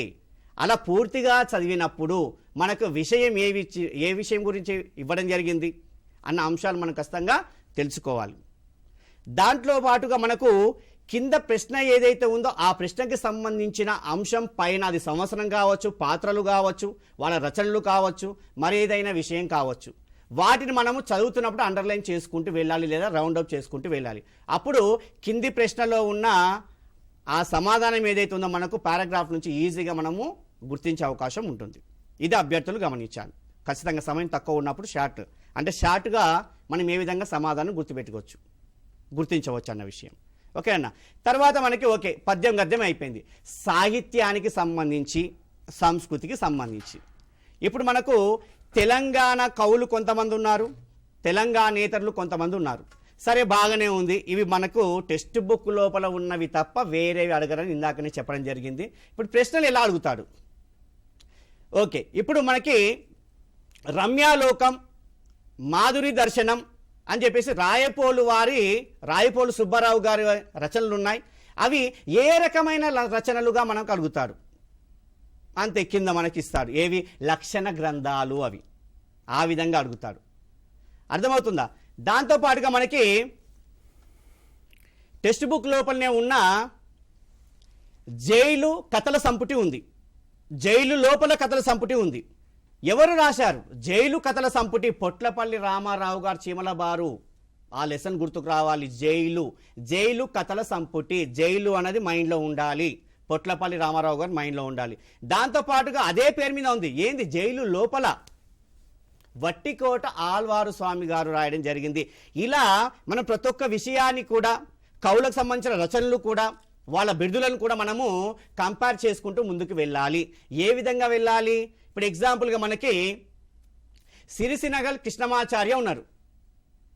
గాంధీ తాత శతకాన్ని రాసిండ్రు. ఆయన యొక్క బిరుదు ఏమిటి? అభినవ కాళిదాసు. మరి అభినవ కాళిదాసు అన్న ఆ బిరుదు ఇంకెవరికి ఉంది అన్న విషయాన్ని గుర్తు. వానమామలే వరదాచార్యులు ఎవరైతే ఉన్నారో ఆయన కూడా అభినవ కాళిదాసు అన్న బిరుదు ఉంది. ఇలా ప్రతి అంశాన్ని కూడా మనం కంపేర్ చేసుకుంటూనే వెళ్ళాలి. అలా వెళ్తేనే మనం ఏదైనా సాధించగలము. కవులకి రచయితలకి సంబంధించినవి. తర్వాత శతకాలు. ఇప్పుడు మనకి నెక్స్ట్ టాపిక్ దీని లోపలనే శతకాలు ఉన్నాయి కాబట్టి అది కూడా చెప్పే ప్రయత్నం చేస్తారని. ఇక్కడ ఇప్పుడు మనకి శతకాలు ఉన్నాయి. ఆ శతకాల లోపల శతాబ్దాలు, వాళ్ళ కాలం అడుగుతాడు. ఇప్పుడు ఎగ్జాంపుల్గా మనకి బొమ్మెరపోతన ఎన్నవ శతాబ్దానికి సంబంధించింది? 13, 15, 16, 17 అని అడుగుతాడు. మనకి ఈజీగా బొమ్మెరపోతన గారు మనకి 15వ శతాబ్దానికి సంబంధించిన వ్యక్తే. సరే, మరి 13వ శతాబ్దానికి సంబంధించిన వ్యక్తి కూడా ఉన్నారు కదా. మరి వారెవరు? సుమతి శతకాన్ని రచించిన వ్యక్తి ఎవరైతే ఉన్నారో ఆయన 13వ శతాబ్దానికి సంబంధించిన వ్యక్తే. దాంతోపాటుగా ఉడుత సాయం అనే పాఠ్యాంశం ఏదైతే ఉందో గోన బుద్ధారెడ్డి గారు కూడా మనకి ఇక్కడ 13వ శతాబ్దానికి సంబంధించిన వ్యక్తులే. ఇలా శతాబ్దాలకు సంబంధించిన వ్యక్తులను కూడా మనకు అడిగే అవకాశం ఉంటుంది. మరి 17వ కింది వారిలో 17వ శతాబ్దానికి సంబంధించిన వారు కాని వారు ఎవరు? శ్రీపతి భాస్కర కవి, మారద వెంకయ్య, కంచర్ల గోపన్న, పోతన. ఇప్పుడు ఏది ఆప్షన్ అవుతుంది? రైట్, పోతన మనకి 15వ శతాబ్దానికి సంబంధించిన వ్యక్తి. ఇలా మనం కంపేర్ చేసుకుంటూ రావాలి. ఒకటి అడుగుతాడా? మరి శతకాలు వాళ్ళ యొక్క బిరుదులు కూడా అడుగుతాడు. మన శతకాల లోపల శతక కవులు ఎవరైతే ఉన్నారో వాళ్ళ బిరుదులు కూడా అడిగే అవకాశం ఉంటుంది. ఏ విధంగా అడుగుతాడు బిరుదులు? కవి శశాంక బిరుదు ఎవరికి ఉంది? కవిరత్న బిరుదు ఎవరికి ఉంది? ఇలా ప్రతి ఒక్క అంశాన్ని అడుగుతారు. దాంతోపాటుగా విద్వత్ కవి అని ఎవరికి బిరుదు? రైట్, విద్వత్ కవి అని చెప్పేసి 2 వ్యక్తులకు బిరుదు ఉంది.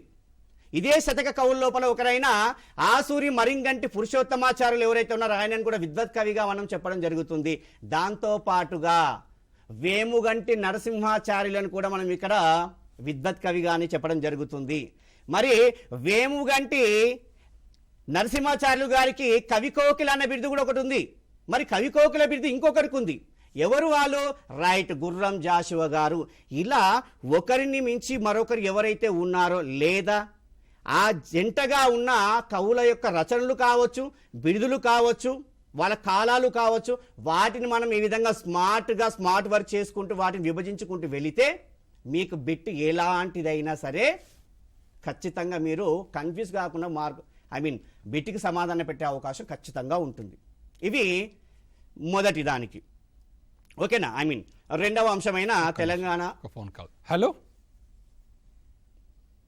హలో హలో, చెప్పండి, మీ డౌట్ అడగండి. Good afternoon sir. Good afternoon sir, చెప్పండి సార్. అయితే ఇప్పుడు 10 years అవుతుంది కదా, ఈ సిలబస్ ఏమన్నా చేంజ్ చేస్తారా సార్? బుక్స్ అంటే 15 టెట్ సిలబస్ ఎక్కడా చేంజ్ లేదు. 2015 తెలంగాణ రాష్ట్రంలో వచ్చినటువంటి కరికులంనే ఫాలో అవుతున్నారు. ప్రజెంట్ ఏమైనా విద్యా విధానంలో పాలసీలు చేంజ్ వస్తే లాస్ట్ ఇయర్ ఏమైనా మారొచ్చు, కానీ ప్రజెంట్ అయితే టెక్స్ట్ బుక్స్ ఏదైతే తెలంగాణ రాష్ట్రంలో అమలవుతున్నాయో ఆ సిలబసే ఉంది. ప్రజెంట్ టెట్కు ఎలాంటి మార్పులు లేవు, ప్రీవియస్ టెట్లానే ఉంది. మీరు రాష్ట్ర పాఠ్య ప్రణాళికను ఫాలో కండి సార్. అప్డేట్ ఉంటే నెక్స్ట్ టెట్లో చూద్దాం. Right sir, continue sir. Shekhar sir, ఇక్కడ డౌట్ ఉంది. ఇక్కడ ఇన్ సర్వీస్ టీచర్లు ఈసారి టెట్ రాయబోతున్నారు. ఇక్కడ సిలబస్ చూసుకుంటేనేమో సాహిత్యము, కవులు, కళాకారులు, ప్రాచీన సాహిత్యం, ఆధునిక సాహిత్యం, జానపద సాహిత్యాలు రకరకాల సిలబస్ కనపడుతుంది. పేపర్ చూస్తేనేమో గత 5 టెట్లుగా మనం చూస్తేనేమో స్కూల్ బుక్ నుంచి బిట్టు దాటి ఎగ్జామినర్ పోవట్లేడు. సిలబస్ చూస్తారికేమో తెలుగు టీచర్కి ఏం కావాలో ఆ సిలబస్ అంతా అక్కడ పెట్టింది. ఇప్పుడు మీరు ఇన్ని ఎగ్జామ్ పేపర్లు చూసారు కదా, ఈ 40 డేస్లో ఛాత్రోపాధ్యాయులైనా ఇన్ సర్వీస్ టీచర్లైనా టెట్లో గరిష్ట మార్కులు సాధించాలంటే టెక్స్ట్ బుక్స్ చదివితే సరిపోతుందా? టెక్స్ట్ బుక్లో ఉన్నటువంటి పాఠం మధ్యలో కూడా నుంచి కూడా బిట్లు వస్తున్నాయా? కేవలం ఆ కవి, ప్రక్రియ, భాషాంశాలు, వ్యాకరణాంశాలు సరిపోతాయా? సార్ మంచి ప్రశ్న సార్. ఇక్కడ మనకి ఇన్ సర్వీస్ టీచర్లు అయినా కానీ ప్రస్తుతం టెట్ రాయబోయే ఛాత్రోపాధ్యాయులైనా కానీ ఎవరైనా సరే టెక్స్ట్ బుక్ మించి ఒక్క బిట్టు కూడా పక్కకి వెళ్ళదు. కానీ సార్ చెప్పినట్టుగా లెసన్ మధ్యలోంచి కూడా మనకి అడిగే అవకాశం ఉంది. 100% అడుగుతాడు. అమ్మ జ్ఞాపకాలనే పాఠ్యాంశం లోపల మనకి ఇక్కడ చాలా చక్కటి ప్రశ్న ఒకటి ప్రీవియస్ టెట్ లోపల మనకి అడగడం జరిగింది. గెంటీలు మనకు ఏ విధంగా అమ్మ జ్ఞాపకాలు అనే పాఠ్యాంశం లోపల అమ్మకున్న ఆ గెంటీలని వేటితో పోల్చడం జరిగింది? గడియారంలో ఉన్న లోలకంతో పోల్చడం జరిగింది. ఆమె యొక్క ముక్కురా ఏదైతే ఉందో దాన్ని దేనితో పోల్చడం జరిగింది? ఆకాశంలో ఉన్న నెలవంకతో, చంద్రవంకతో పోల్చడం జరిగిందని లెసన్ మధ్యలోంచి అడగడం జరిగింది. ఇలాంటివి మనకు చాలా అడగడం జరుగుతుంది.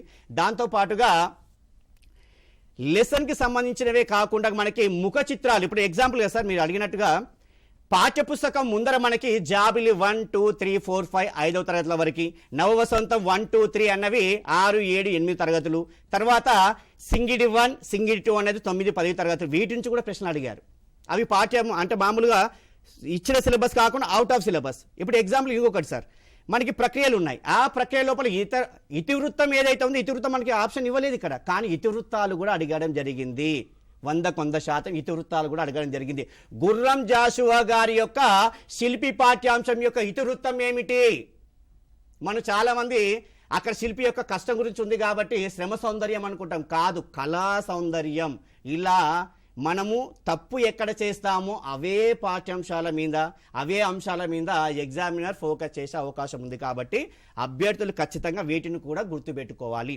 దాంతోపాటుగా ఇక్కడ ఇంకొక విషయం ఏమంటే, వందే మాతరాన్ని ఎవరు రచించారు? జనగణమనని ఎవరు జాతీయ గీతాన్ని, జాతీయ గేయాన్ని ఎవరు ఇక్కడ రచించడం జరిగింది?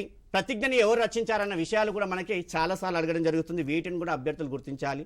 తర్వాత సింపుల్గా మనం అనుకుంటే చాలామంది ఈ ఎస్జిటి ఇప్పుడు ప్రిపేర్ అయ్యే పేపర్ 1 వాళ్ళు ఏవి 3వ తరగతి, 4వ తరగతి, 5వ తరగతి ఏమీ లేవనుకుంటారు. కానీ చాలా విషయాలు మొత్తం దాని లోపలనే ఉన్నాయి.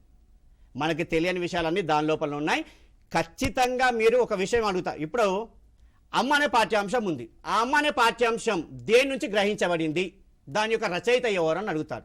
అమ్మ పాఠ్యాంశం దేని నుంచి మూలం ఏంది? మూల గ్రంథం ఏమిటి? ఇక్కడ బాలగేయాలు.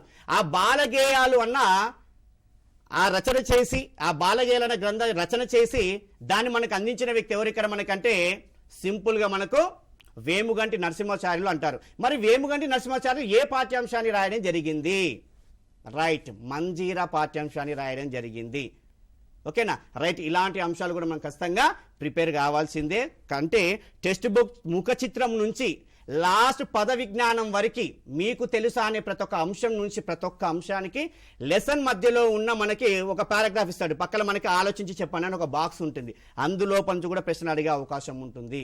కాబట్టి అభ్యర్థులు A to Z స్టార్టింగ్ ముఖ చిత్రం నుంచి ఎండింగ్ వరకు కూడా, కవర్ పేజ్ నుంచి స్టార్టింగ్ ఎండింగ్ వరకు కూడా మనం ఖచ్చితంగా నేర్చుకోవాల్సిందే. మధ్యలో మనకి పేపర్ తిప్పేస్తేనే మనకి ఇక్కడ వట్టికోట ఆళ్వార్ స్వామి అని చెప్పేసి 3rd క్లాస్లో 4th క్లాస్లో మనకి ఒక లెసన్కి మధ్యలో లాస్ట్ ఉంటుంది. బాలల్లారా బంగారు పిల్లల్లారా అని చెప్పేసి మనకి బంగారు కొండలారా అని చెప్పేసి ఒక గేయంలా ఉంటుంది అన్న. ఆ గేయాన్ని రచించింది ఎవరు అని కూడా అడిగాడు ఒకసారి. అవి మనమని చదువుతామా? చదవము. అలాంటి అంశాలు కూడా చూసుకోవాలి. ఎవరు? కపిలవాయి లింగమూర్తి గారు రాయడం జరిగింది. ఇలాంటివి. తర్వాత మనకి తోటతల్లి అంటే పాఠ్యాంశం ఉంది. దాన్ని ఎవరు రచించారు? సినారే గారు. ఇలాంటివే అడుగుతాడమ్మా. ఇలాంటివి అడుగుతాడు కాబట్టి ఖచ్చితంగా చూసుకోవాలి. దాంతోపాటుగా మనకి లెసన్ మధ్య లోపల నుంచి అంటే కాకుల లెక్కన పాఠం ఉంది. అందులో ఎన్ని కాకులు ఉన్నాయి? 6803 కాకులు ఉన్నాయి. వాటి గురించి కూడా మనం ఖచ్చితంగా చూసుకోవాలి. బీర్బల్ అక్బర్ అనే కథ లోపల. ఓకేనమ్మా? నెక్స్ట్ మనకి ఇక్కడ చూసుకుంటే పైన ఇంకా కొన్ని అంశాలు ఉన్నాయి. చూడండి ఒకసారి. క్రీడలు, క్రీడాంశాలు. ఓకే సార్, ఇక్కడ మనకి క్రీడలు, క్రీడాంశాలను ఉన్నాయి. మన క్రీడలు మనకి ఇక్కడ గ్రామాల్లోని వేడుకలు, క్రీడలు అనే పాఠ్యాంశాన్ని రచించిన వ్యక్తి ఎవరో మనకి బాగా తెలుసు. ఓకేనా? రైట్, దేవులపల్లి రామాంజరావు గారు. ఇక్కడ కొన్ని క్రీడలు ఉన్నాయి. ఇప్పుడు ఎగ్జాంపుల్ పాఠం లోపలికి వెళ్తే మనకి గిల్లిదండ అంటాం, చిర్రగోని అంటాం. అది ఎవరు ఆడుకోవడం జరిగిందంటే మనకి మహాభారత కాలం లోపల మనకి పాండవులు కౌరవులు ఆడుకోవడం జరిగిందన్న విషయం మనకి తెలిసింది. తర్వాత మనకి పులి జూదమని ఉంది, అందులో పులుల సంఖ్య ఎంత మేకల సంఖ్య ఎంత అంటే అడుగుతాడు.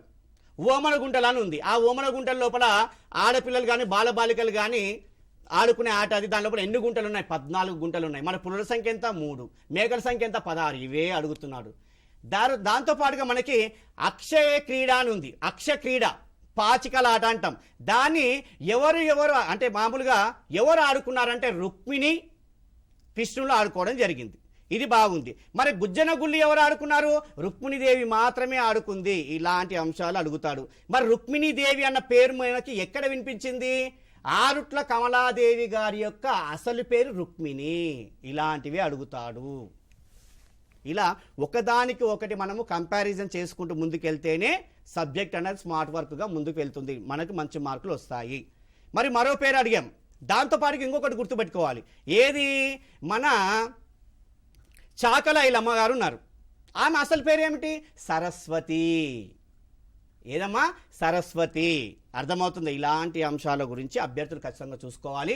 క్రీడలు, తర్వాత కళాకారులు అని ఉంది. కళాకారుల విషయానికి వచ్చేసే వరకల్లా మనకి ఇక్కడ కళారత్నాలని 4వ తరగతిలో ఒక పాఠం ఉందమ్మా. ఆ పాఠం లోపల చూస్తే మనకిక్కడ కళారత్నాలు అనే పాఠం లోపల కొంతమంది కళాకారులు ఉన్నారు.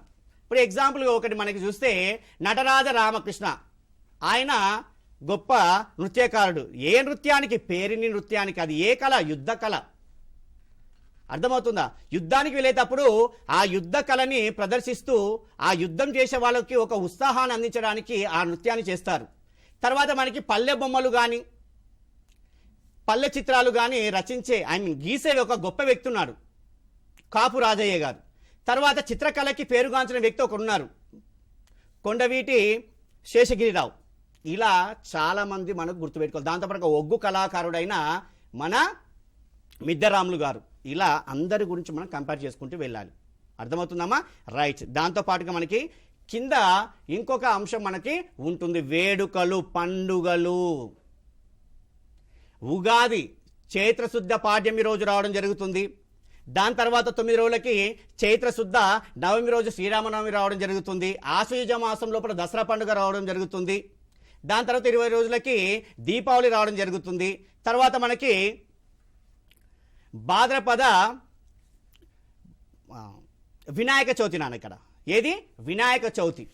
Okay, right. ఇక్కడ భాద్రపద శుక్లపక్ష చతుర్థి నాడు మనకి వినాయక చవితి వస్తుంది. సరే, వినాయకుడి గురించి మనకి వినాయక చవితి గురించి బాగానే ఉంది, కానీ అతని యొక్క ఎలుక పేరుందమ్మా. ఏం పేరు అది?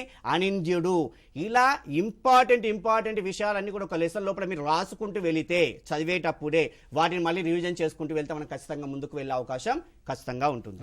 రైట్. అయితే ఇప్పుడు మీరు చెప్పినటువంటి ఈ కళలు కానీ, క్రీడలు కానీ, జానపద సాహిత్యం కానీ, ఈ అన్ని టెక్స్ట్ బుక్లో తెలంగాణ సిలబస్లో ఉన్నాయా?